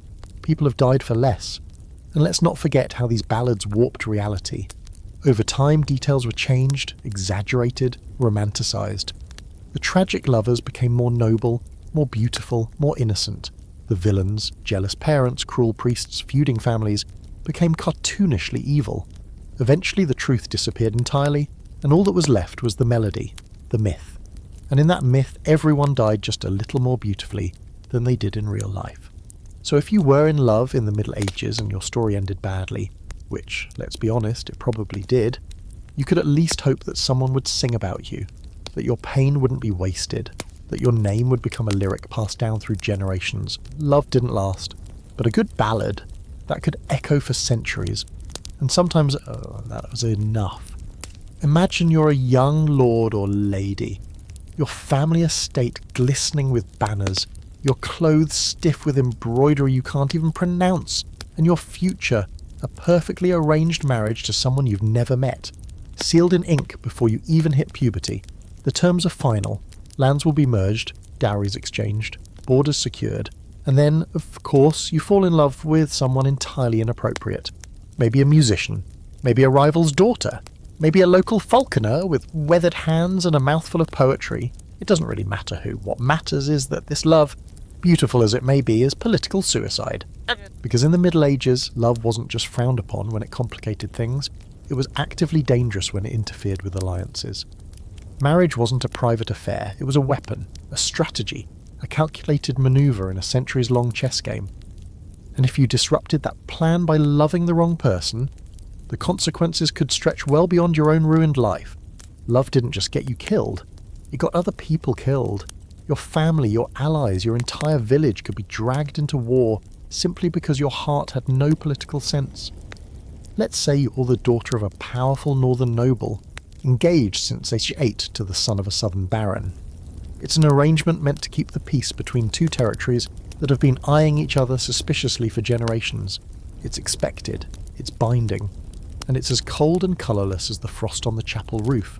But you've been secretly meeting with a lesser knight in your father's guard. He teaches you how to ride better. You laugh with him. He looks at you like you matter. And before long, your careful world tilts. The moment your secret is discovered, because of course it will be discovered, everything collapses. The southern baron calls it an insult, a betrayal. Your betrothal is broken. His army gathers at the border. And what started as a quiet, secret passion now threatens to spiral into open conflict. Your parents blame you. Your brothers curse your name. And the knight, if he's lucky, he flees. If not, he's executed, possibly in front of you for dramatic emphasis. This wasn't hypothetical, it happened. A lot. The chronicles of medieval Europe are riddled with small-scale wars that started because someone refused to marry the correct person. In the 12th century, one particularly infamous incident involved a minor noblewoman in Burgundy who fell in love with a mercenary captain and refused to marry her family's chosen suitor. When she tried to elope, her uncle tracked them down, killed the captain, and then married her off to the rival house anyway. The problem? The dead mercenary had powerful friends. A retaliatory raid was launched, villages burned, and 3 years of intermittent fighting followed, all because two people had the nerve to fall in love. And the higher the rank, the bigger the disaster. Take Margaret of Anjou, who became Queen of England through her marriage to Henry VI. While not a love match, her political role was immense.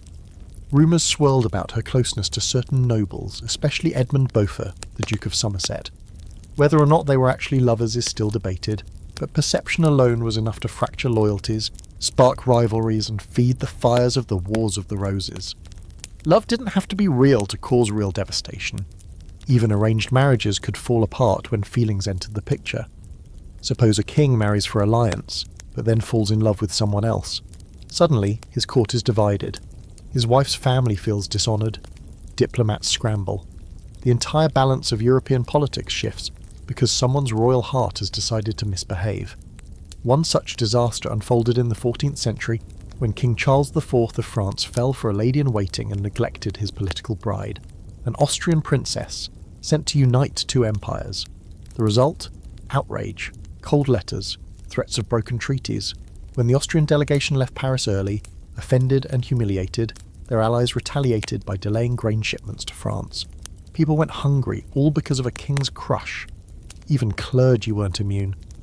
bishops and abbots who developed attachments, romantic or rumoured, to politically sensitive figures could destabilise entire regions. One bishop in Castile had his land seized after it was revealed he had secretly fathered a child with a woman from a rival noble house. His transgression was less about the affair itself and more about the fact that his passion undermined the alliance his position was meant to uphold. And then there were the public humiliations. When noble love went rogue, rulers often made examples of the guilty. Lovers were paraded in chains. Lands were seized. Families were punished with fines or exile. One woman in 15th century England was forced to kneel for hours before the entire court and publicly renounce her impure affection for a visiting Florentine envoy. The man was expelled from the country. Her dowry was halved. Her future, a cloister. And what's particularly cruel is that none of this had to be intentional. You didn't have to plot rebellion. You didn't have to be overt. Sometimes just being seen with the wrong person could ruin you. One wrong glance at a feast. One too long conversation in the rose garden. One careless laugh and suddenly you're the reason an entire alliance is unravelling. Never mind that the conversation was about falcons or the latest plague remedy. Perception was power and the rumour mill could turn a flower. And historians still debate whether some of these stories were real or fabricated for political gain. Accusations of inappropriate affection were a convenient way to break a match, crush a rival, or excuse an inconvenient war. That young noble who was defiled by passion? Maybe she just refused to marry someone she hated. That baron who seduced a maiden for political ends? Maybe he just got in the way of someone else's ambitions. But once the accusation was made, love had already become a battlefield, and there were no survivors. So if you were a noble in love in the Middle Ages, you weren't just gambling with your own happiness. You were lighting a match in a room full of dry parchment, fragile egos, and unspoken grudges. And when it burned, it took everyone with it. Jealousy in the Middle Ages wasn't just an uncomfortable feeling you whispered about behind lace fans or buried under passive-aggressive prayers. It was a justifiable cause for violence, not a moral failing, not something to work through with introspection or journaling under a fig tree. No, jealousy was often treated as a legitimate legal defence. If your partner cheated on you, or if you suspected them of cheating, you were not only permitted to be outraged, you could kill someone and have the courts nod thoughtfully and say, "Yeah, seems fair. Love didn't just break hearts, it broke laws, and then made new ones." Let's paint the scene. You're a husband in 13th century France. Your wife has been seen talking, just talking, to a neighbour too many times. Maybe they smiled too warmly. Maybe she lingered at the well a little too long. You've got no proof of anything, but you've got feelings, and in your world, that counts for quite a lot. So one day you follow them, confront them, and in the heat of it all you draw your dagger. One dead body later you drag yourself to court covered in blood and indignation, and you say, "It was jealousy, I was provoked." And the court? The court shrugs and says, "Well, what could you best do?" There were actually laws, written, enforced laws, in parts of medieval Europe that allowed a spouse to commit justifiable homicide if they caught their partner in the act of adultery. The concept of homicide in hot blood gave the killer a lighter sentence, or sometimes no punishment at all, especially if the killer was male, especially if the dead person wasn't someone important, especially if the motive was romantic rage. Your honour, after all, had been tarnished, and it wasn't just the courts. Socially, jealousy-fueled violence was often seen as righteous. Medieval stories and songs are absolutely full of jealous knights challenging rivals to duels, of husbands stabbing would-be seducers in the neck, of scorned women poisoning their lovers' new flames. Jealousy was practically a character archetype. The wronged lover, the vengeful wife, the cousin who just wanted to protect the family name. In those tales, nobody ever just talked it out. They acted. Take the infamous case of the lover's tragedy of Rouen. In 1386, a noblewoman discovered her husband in bed with a servant girl. According to the surviving court documents, she walked out, calmly returned with 2 armed retainers, and had the girl dragged out into the courtyard and beheaded. The husband? He was tied to the bed and forced to watch. When questioned, the noblewoman declared she'd acted out of just wrath. The bishop overseeing the inquiry ruled that while her actions were unusual, they were not criminal. The ruling even commended her defence of her marriage's sanctity. I mean, sure, but yikes. But here's the twist. Jealousy didn't only work as a defence after the fact, it could be preemptive. Men in particular were allowed to take precautionary measures to protect their wives' chastity. That might mean locking them in towers, forbidding them from speaking to other men, even, yes, dressing them in unflattering clothing to deter unwanted attention. And if their wives protested, that was framed as evidence of guilt. Only a woman with something to hide would object to being locked inside a windowless room for 23 hours a day. Obviously. There were actual guides for husbands on how to manage a jealous household. One popular manual from 14th century Italy advised men to always inquire who their wives spoke with, where they were seen, and what glances were exchanged. Women, in response, were told to avoid even the appearance of impropriety. A smile in the wrong direction could mean hours of interrogation, or worse. And while it might sound like jealousy was exclusively a male weapon, women used it too, though with significantly fewer legal protections. A jealous wife who killed her husband's mistress might still be executed, or at best exiled. But she could also, if she played it right, paint herself as a tragic figure, a woman so overwhelmed by passion and betrayal that she simply snapped. Court records from England in the 15th century show several such cases. One woman poisoned her husband's lover with a mixture of hemlock and spoiled ale. When caught, she wept in court, clutched a crucifix, and declared her grief too powerful to resist. Her sentence? 2 years in a convent. Her victim? Still very dead. What's fascinating and a little horrifying is how jealousy and violence were often encouraged in stories.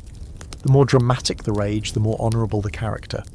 In Arthurian legends, Sir Gawain nearly decapitates a fellow knight after suspecting him of seducing the Lady of the Lake.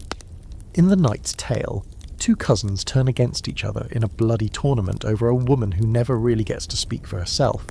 Love in these stories isn't gentle, it's gladiatorial. And jealousy isn't toxic, it's chivalrous. One fringe belief still echoed in some corners of modern scholarship is that medieval society needed jealousy. That the intense social regulation of love and marriage meant jealousy served as a release valve. You couldn't pick your spouse, you couldn't pursue passion openly. But if you were jealous, well, now you had an outlet, a righteous emotional justification for violence and control. Society wouldn't just accept it, it would applaud it.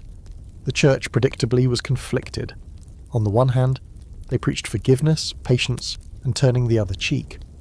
On the other, they often saw jealousy as a byproduct of sin, and therefore a useful tool to scare people into obedience. If you were caught in a love triangle, it wasn't just awkward, it was spiritual warfare. The jealous lover was God's sword, or Satan's puppet, depending on the outcome. And then there were the peasants, who had their own rules entirely. In small villages, a jealous husband might simply challenge a rival to a wrestling match, or accuse them in front of the entire community during Sunday Mass. Public shaming was common, so were songs, nothing like a little folk ditty about your romantic rival's bad teeth to cool the flames of envy. But whether you were a duke or a dairymaid, one thing was certain. If someone you loved looked at someone else the wrong way, you had a decision to make. And that decision could end lives, legally, righteously, permanently. So if you ever find yourself transported back to the Middle Ages, and someone accuses you of stealing their lover's heart, don't expect a tearful confrontation. Expect a duel. Expect poison in your cup. Expect your name in a court document titled, "For Just Cause."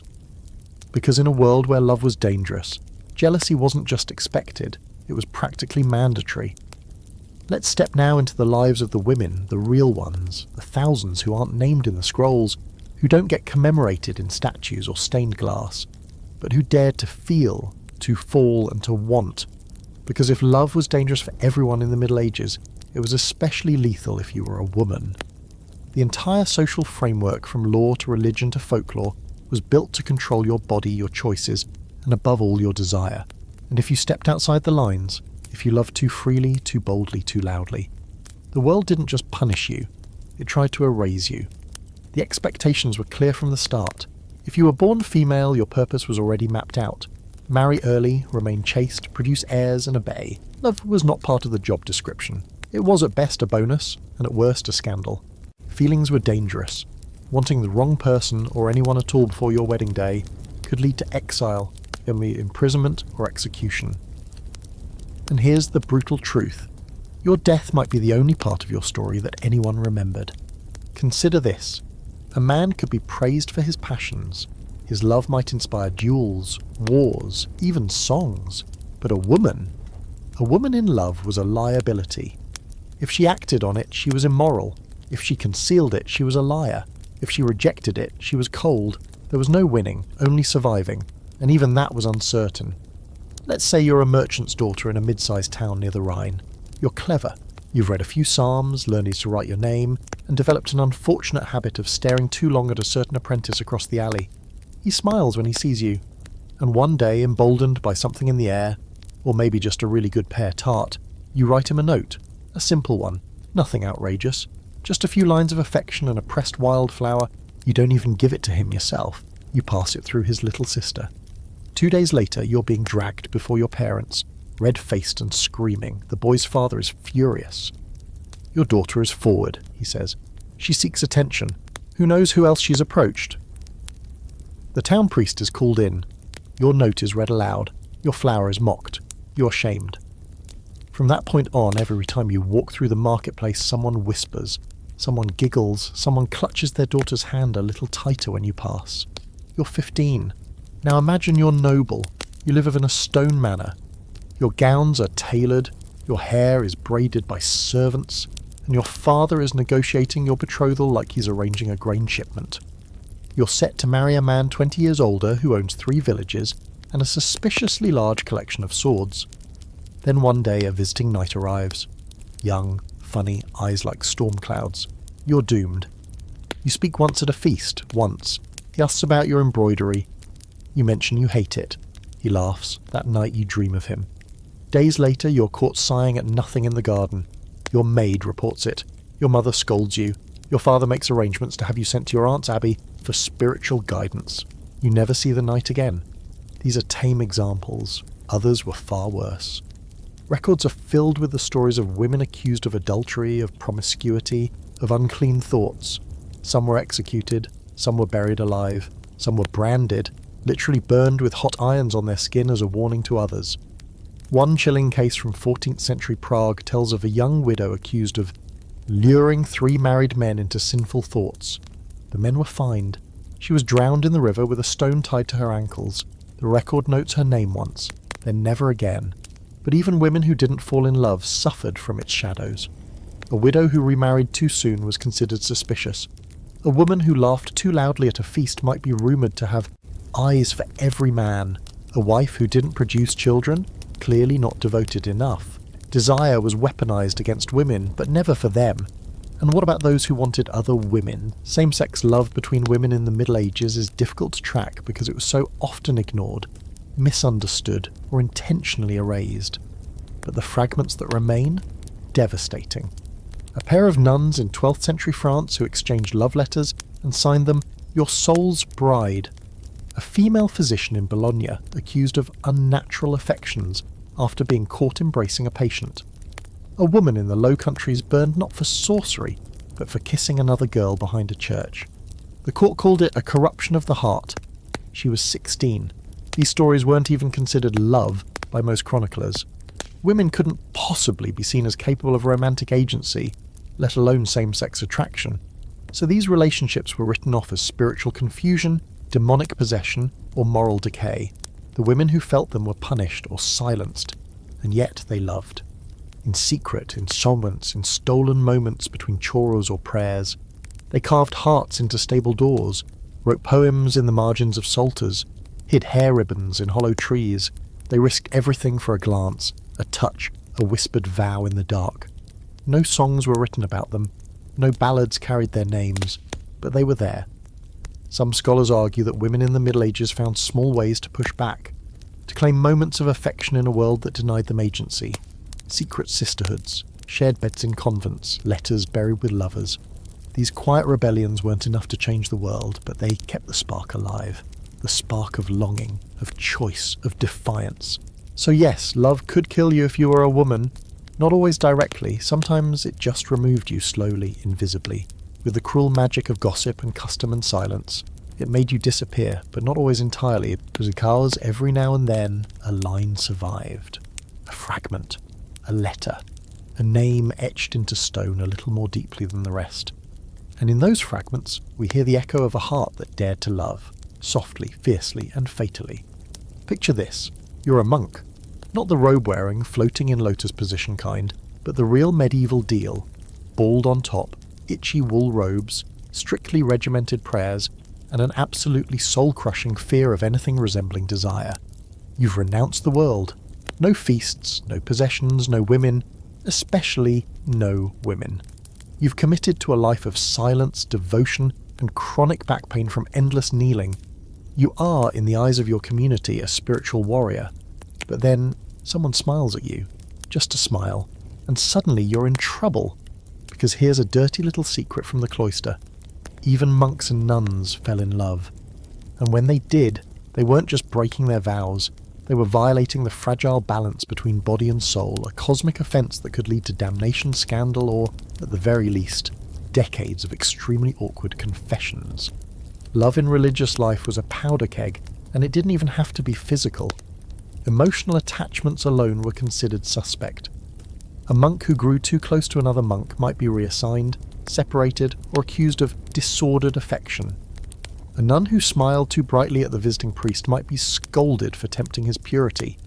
There were treatises, entire books, written to warn against the dangers of monastic friendships, because even friendship in the wrong light could be a gateway to passion.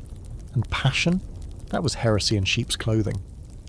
One particularly brutal example comes from a 12th century German monastery, where two young monks were caught exchanging letters. Tender letters, nothing explicit. Just longing, poetic words, affirmations of closeness. Their abbot found the letters and publicly read them aloud in front of the entire chapter. One monk was sent away to a remote outpost. The other, locked in solitary confinement for 2 years. The message was clear. Love is not your calling. God is, and you'd better act like it. Now imagine you're a nun. Your convent is peaceful but rigid. Silence during meals, cold water baths, constant supervision. And yet one day a letter arrives. Not from outside, but inside another sister. Quiet, intelligent. Perhaps someone you've prayed beside for years has written you a verse. It's subtle, beautiful. Maybe you respond. Maybe you keep it hidden. Maybe you look forward to the library hour each day when your hands briefly brush as you reach for the same psalter. Nothing is spoken. Nothing needs to be, you both know. And one day the abbess knows too. Nuns accused of romantic entanglements, whether with men or with one another, were often punished with spiritual exercises, penance, or exile, but some were forced to confess in writing. These letters, astonishingly, still survive in a few places. What do they say? They speak of love cloaked in metaphor, roses, doves, stars, but the ache is real. My heart, one sister wrote, beats more when you enter the room than when I kneel before the altar. That line alone probably bought her a month's worth of fasting and an eternity's worth of judgment. And it wasn't just same-gender affection that caused panic. Priests falling in love with nuns, monks falling for visiting pilgrims, lay brothers seduced by widows who brought bread and stayed for scripture. All of it happened. And every time the church scrambled to contain the scandal. Because religious figures weren't just people, they were symbols. And when symbols misbehaved, the entire structure trembled. But of course the clergy were still human. And so the temptation of love, dangerous, forbidden, intoxicating, was often the very thing they couldn't resist.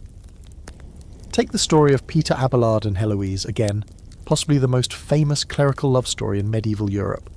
He was her tutor, a celebrated theologian. She, his gifted student, sharp-minded and sharper-tongued. Their love affair was explosive.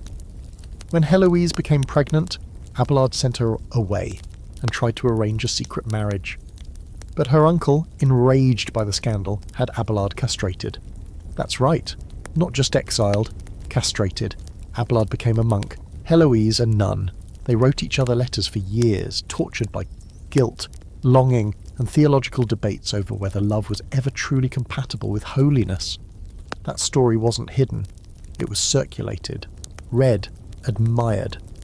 Their letters became literary classics, proof that even the most devoted scholars of God could be undone by human love. Some said it was cautionary, others said it was beautiful. All agreed it was tragic. And that's the recurring theme here, isn't it? Love as tragedy, not fulfillment, not joy, but collapse, especially in the religious life where even a glance could condemn you. Where the rules were so strict, so unforgiving that loving another person even saliently felt like setting fire to your own soul. Which leads us to the anchorites. These were religious recluses, mostly women, who lived sealed into tiny cells attached to churches, literally sealed in. Once you chose this life, you couldn't leave, ever. You were dead to the world, even given a funeral rite upon your enclosure. Why would anyone do this? Some sought spiritual purity, others were forced into it, often as punishment for romantic transgressions. Fall in love with the wrong person, and your new life might be one of eternal silence, watching the world through a single iron grate. One anchorite in 14th century England was said to have taken her vows after her fiancé died unexpectedly. She claimed she'd never love again.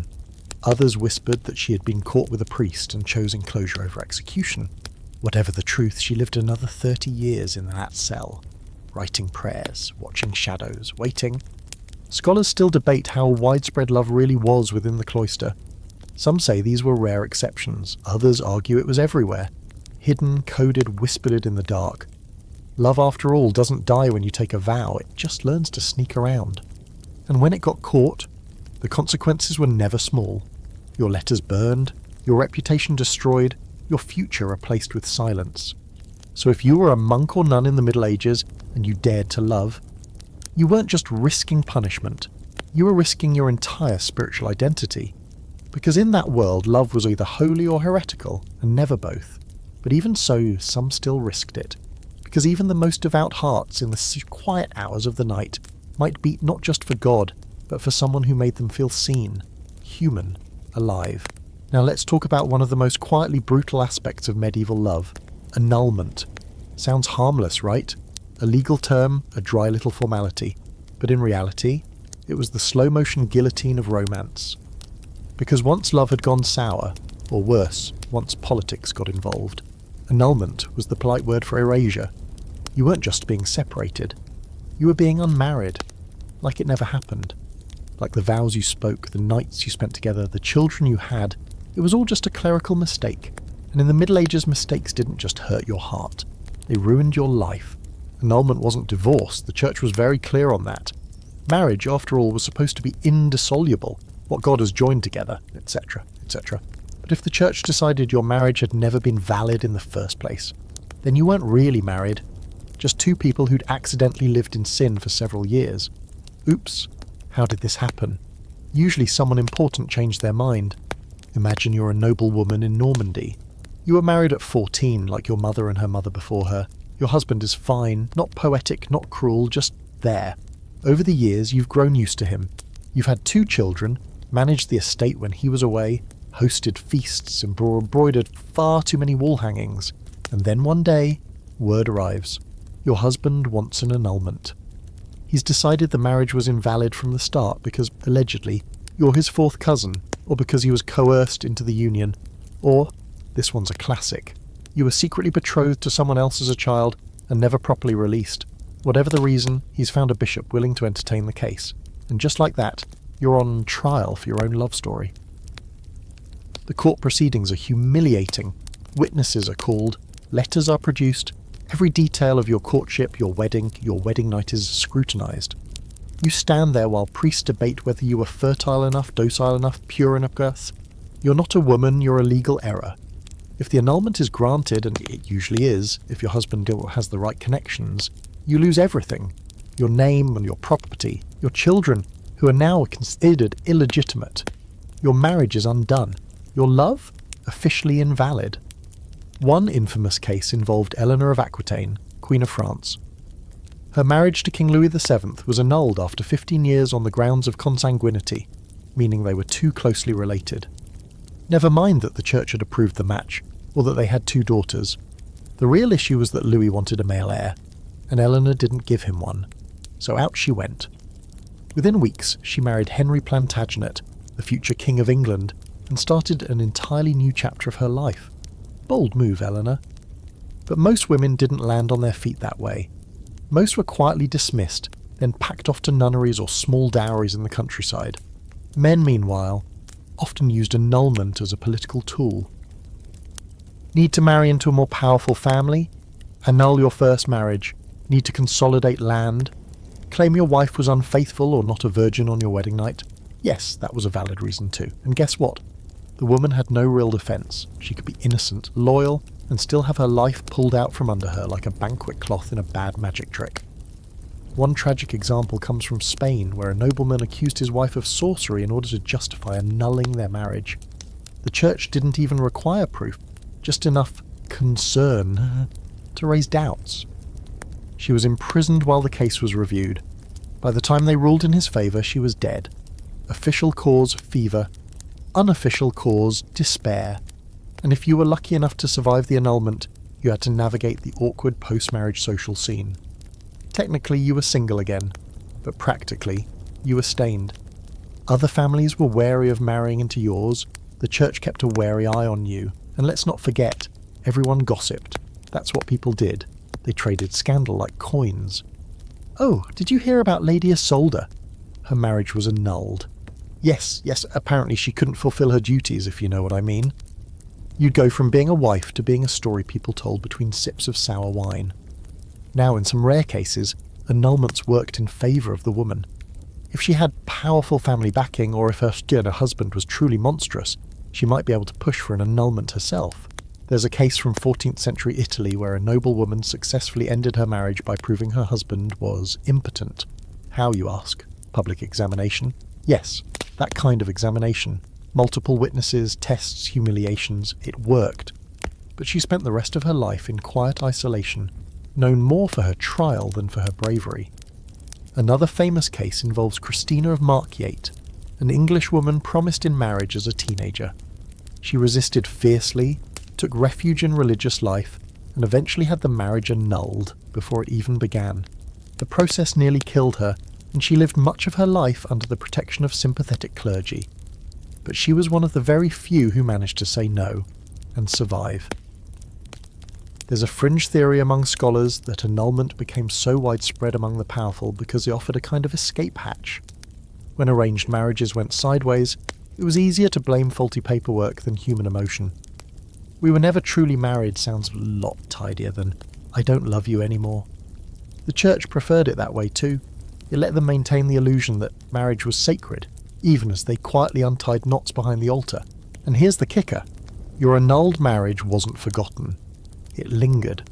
In records, in reputations, in whispered reminders that you were once someone's mistake. Even if you fell in love again, even if you remarried, the shadow of that voided union followed you. So if you were in love in the Middle Ages, and woke up one morning to find it being unwritten by someone in a robe and a bad mood, you weren't just heartbroken, you were legally rewritten, reduced to a footnote in someone else's ambition. A union cut apart not by death, but by ink. And the worst part? No one sang songs about annulment. It wasn't tragic, it wasn't noble, it was just sad. Now let's say you've survived the impossible. You made it through the courtship, the clandestine glances, the family disapproval, the priestly lectures, the threat of annulment. You even somehow made it to the altar with the person you actually love. Maybe it was arranged and you got lucky. Maybe you fought tooth and nail for it. Maybe you pulled off some miracle involving bribed monks and a forged papal letter. Whatever the case, congratulations. You're married. You made it. You won. Except you didn't. Because now comes the part they don't tell you in the ballads. Married life in the Middle Ages could be its own kind of slow death. Especially if you were in love. Especially if you expected that love to mean anything like comfort, partnership, or mutual happiness. That whole happily ever after bit. Not really a feature in the medieval user manual. Let's begin with the basics. Marriage, even when based on affection, was still a legal contract with a power imbalance baked in.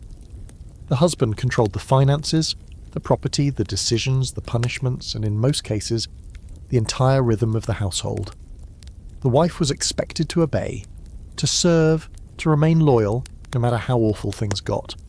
Love might have gotten you into the marriage, but obedience was supposed to keep you in it, and if it didn't, there wasn't much recourse. Let's say your husband turns out to be less than delightful. He drinks, he yells, he treats you more like livestock than a partner. You plead with your priest, you cry to your confessor, you even write a desperate letter to your cousin who once knew a bishop's scribe.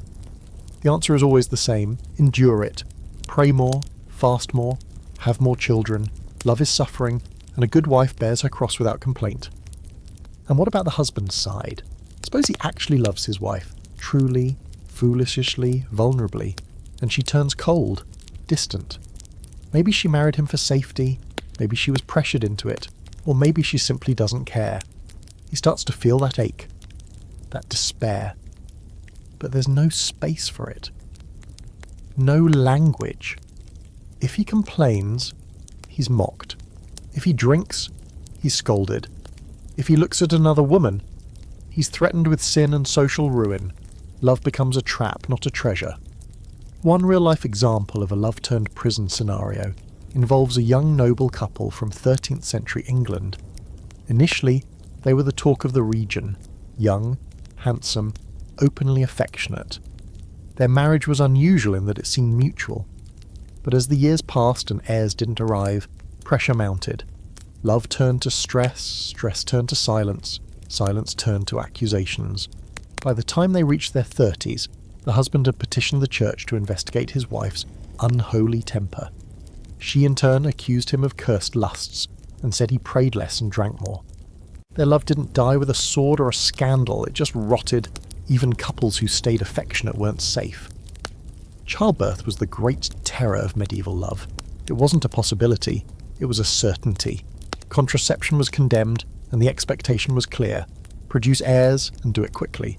But childbirth was often deadly. 1 in 3 women didn't survive their reproductive years. And for those who did, the physical toll was staggering. Pain, hemorrhage, infection, exhaustion and grief, because infant mortality was equally cruel. Love might get you into the bedroom, but it couldn't save you from the risks of what came next. One peasant woman in France, married to the man she adored since they were both children, lost 7 of her 9 infants before they reached 2 years old. She survived them all, just barely, and spent the rest of her life praying to a local saint for the souls of the children she buried. Her husband, helpless to protect her or the children, fell into chronic depression. Their love didn't vanish, but it became a monument to loss, a daily ache, a quiet shadow. And let's not forget the practical side of marriage. Love didn't stop plagues, or famines, or war. Couples who loved each other were still swept up in the violence of the age. If your husband was conscripted or rode off with his liege lord, he might never return. If your wife caught typhus, you could only sit helplessly by and watch her shiver to death. There are letters, so many letters, from spouses pleading for prayers, money, mercy. One merchant in Venice, writing from exile during a war, begged his wife, "Think not I do not love you if I die far from your arms. My heart is ever with you, though my body cannot be." She received that letter 2 months after he'd already been killed. And if somehow you lived long enough to grow old together, that was the rarest of things. To be wrinkled and grey in the same room still tethered by affection was seen as a kind of miracle. Chroniclers would remark on it, "They remained fond even unto their end." Like it was an oddity, something worth pointing out. Because most couples didn't get that. They got separation, suffering, silence. Now here's a little-known twist. Some scholars believe that long-term love between married couples was intentionally discouraged in certain circles. Why? Because it weakened your loyalty to the church or to your liege lord. If your heart belonged too much to your spouse, you might question the system. Prioritize personal joy over duty. That simply wouldn't do. So romantic love within marriage was downplayed. Marriage was about order, structure, lineage, not happiness. That was too risky. Still, there were exceptions. Letters survive from husbands telling their wives they missed their laughter. From wives telling their husbands to come home soon because the house feels too quiet. These fragments, soft, human, real, stand out like lanterns in a storm. They remind us that even in a world set against it, love did exist. It just didn't always win. So if you made it to marriage in the Middle Ages thinking that love was your reward, you might have been disappointed, or devastated, or, if you were very lucky, quietly fulfilled. Because love didn't end at I do, it just changed shape. It became survival, grit, compromise. Sometimes it held, sometimes it cracked. But always, always, it mattered more than anyone wanted to admit. And now, we come to the final chapter, not of this story necessarily, but of love itself, in the medieval world. Because for all the bloodshed, betrayal, suffocating laws, jealous rages, and church-imposed silences, love didn't die, it just changed costume, it shape-shifted. It found back doors and secret gardens, and sometimes, it even found a way to live in plain sight. What we often forget when we look back through the fogged-up glass of medieval history, is that amid the brutality and danger, people still loved.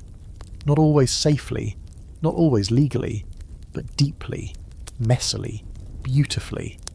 Let's go back one last time to that medieval village you might have grown up in, muddy streets, smoky hearths, bell towers that never quite chimed on time. Maybe you're old now, wrinkled, weary, a survivor of too many seasons. Your first love died in the plague. Your second left you for a woman with land and a father who could read. But somehow, after all the dust settled, you found someone.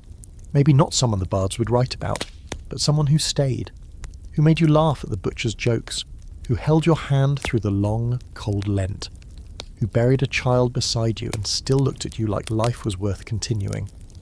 These weren't the love stories that made it into manuscripts. These were the quiet, real ones. The man who helped his wife carry water every day for 40 years.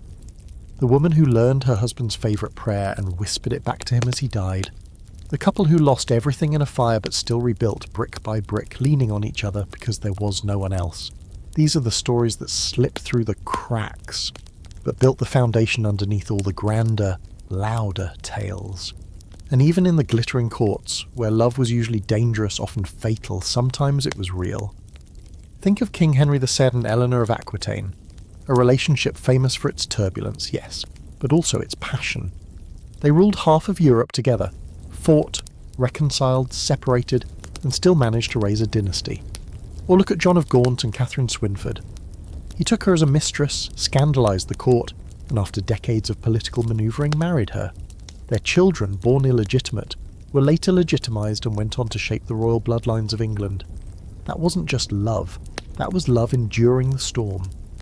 Even in convents and cloisters, where love was officially forbidden, it found loopholes.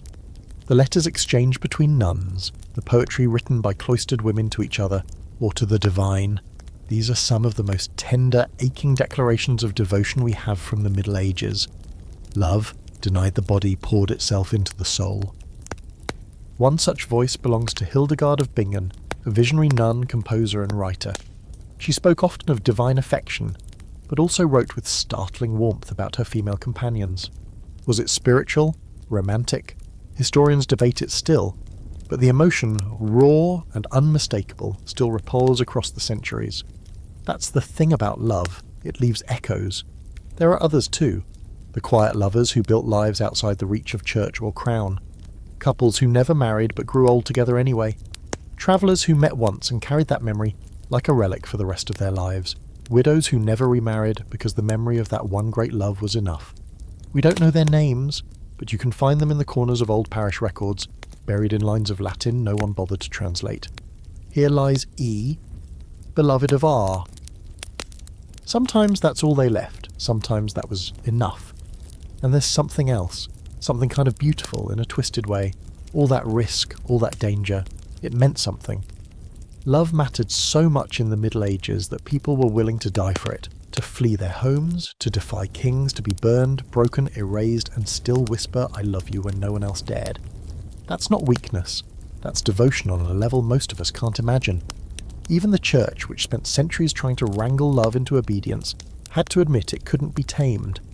Priests preached sermons warning against lust, desire, unchaste affection, but then quoted the Song of Songs, a biblical love poem so steamy some clerics wanted it banned from public reading. People recited it anyway, memorised it, inscribed verses inside wedding bands, because even when love was outlawed, it still ruled people's hearts. So what do we take from this? That in the Middle Ages, love was never just love, it was survival, it was rebellion, it was salvation and sin and everything in between. It could get you killed, but it could also make the unbearable days bearable, the cold nights warmer. It could inspire cathedrals, and yes, terrible decisions, but it also gave people something to believe in beyond the next harvest, the next sermon, the next war, and maybe that's what made it so dangerous. Love reminded people that they were human, that they had choices, that something inside them still burned, even when the world said to sit down and be silent. So if you were in love in the Middle Ages, the odds weren't in your favour. You might not survive it. You might not even enjoy it. But for the brief moments you did, under moonlight, in chapel shadows, across crowded feasting halls, it was the most alive you'd ever feel. And for many, that was worth everything, even death. So here you are, lying in the dark, the hum of your fan doing its best imitation of a distant medieval hearth, and your brain is still swimming with images. Runaway lovers clutching each other in the woods, furious fathers rattling their swords, monks scribbling secret verses under candlelight. You've followed 30 chapters of love and peril, of heartbreak scrawled in Latin, of passion buried under laws and ashes, and if you're still with me, well, hats off to you. Not everyone survives this journey. Because let's be honest, you probably wouldn't have made it. Not in that world. Not if you had feelings and the nerve to act on them. Not if you dared to fall in love with someone across the wrong line. Class, family, gender, religion, or just plain bad timing. The medieval world didn't care if your love was real. It only cared if it was permitted, and more often than not, it wasn't. But that's what makes these stories so haunting and so human. Strip away the chainmail, the incense, the wigs, and the weirdly aggressive use of spices, and you find people not so different from you. People who wanted to be chosen, seen, held. People who wrote poems they couldn't sign, who carved initials into tree bark knowing they might die for it, who whispered "I love you" like it was a prayer or a curse. We romanticise the Middle Ages all the time, the castles, the knights, the tragic beauty. But when you really look, what you find isn't just history. It's warning. Love back then wasn't just hard, it was often fatal. But that didn't stop anyone. And maybe that's the real takeaway here. Love has always been risky, and it's always been worth the risk, even when it's terrifying, even when it hurts. So next time someone tells you they've had a rough breakup, feel free to gently remind them that at least no one's been sent to a convent or stabbed at a jousting tournament. Probably. Now, dim the lights a little lower. Let all those tragic troubadour songs play softly in your imagination. Love isn't perfect. It never was. But it's always been powerful. And that's what makes it so very dangerously real.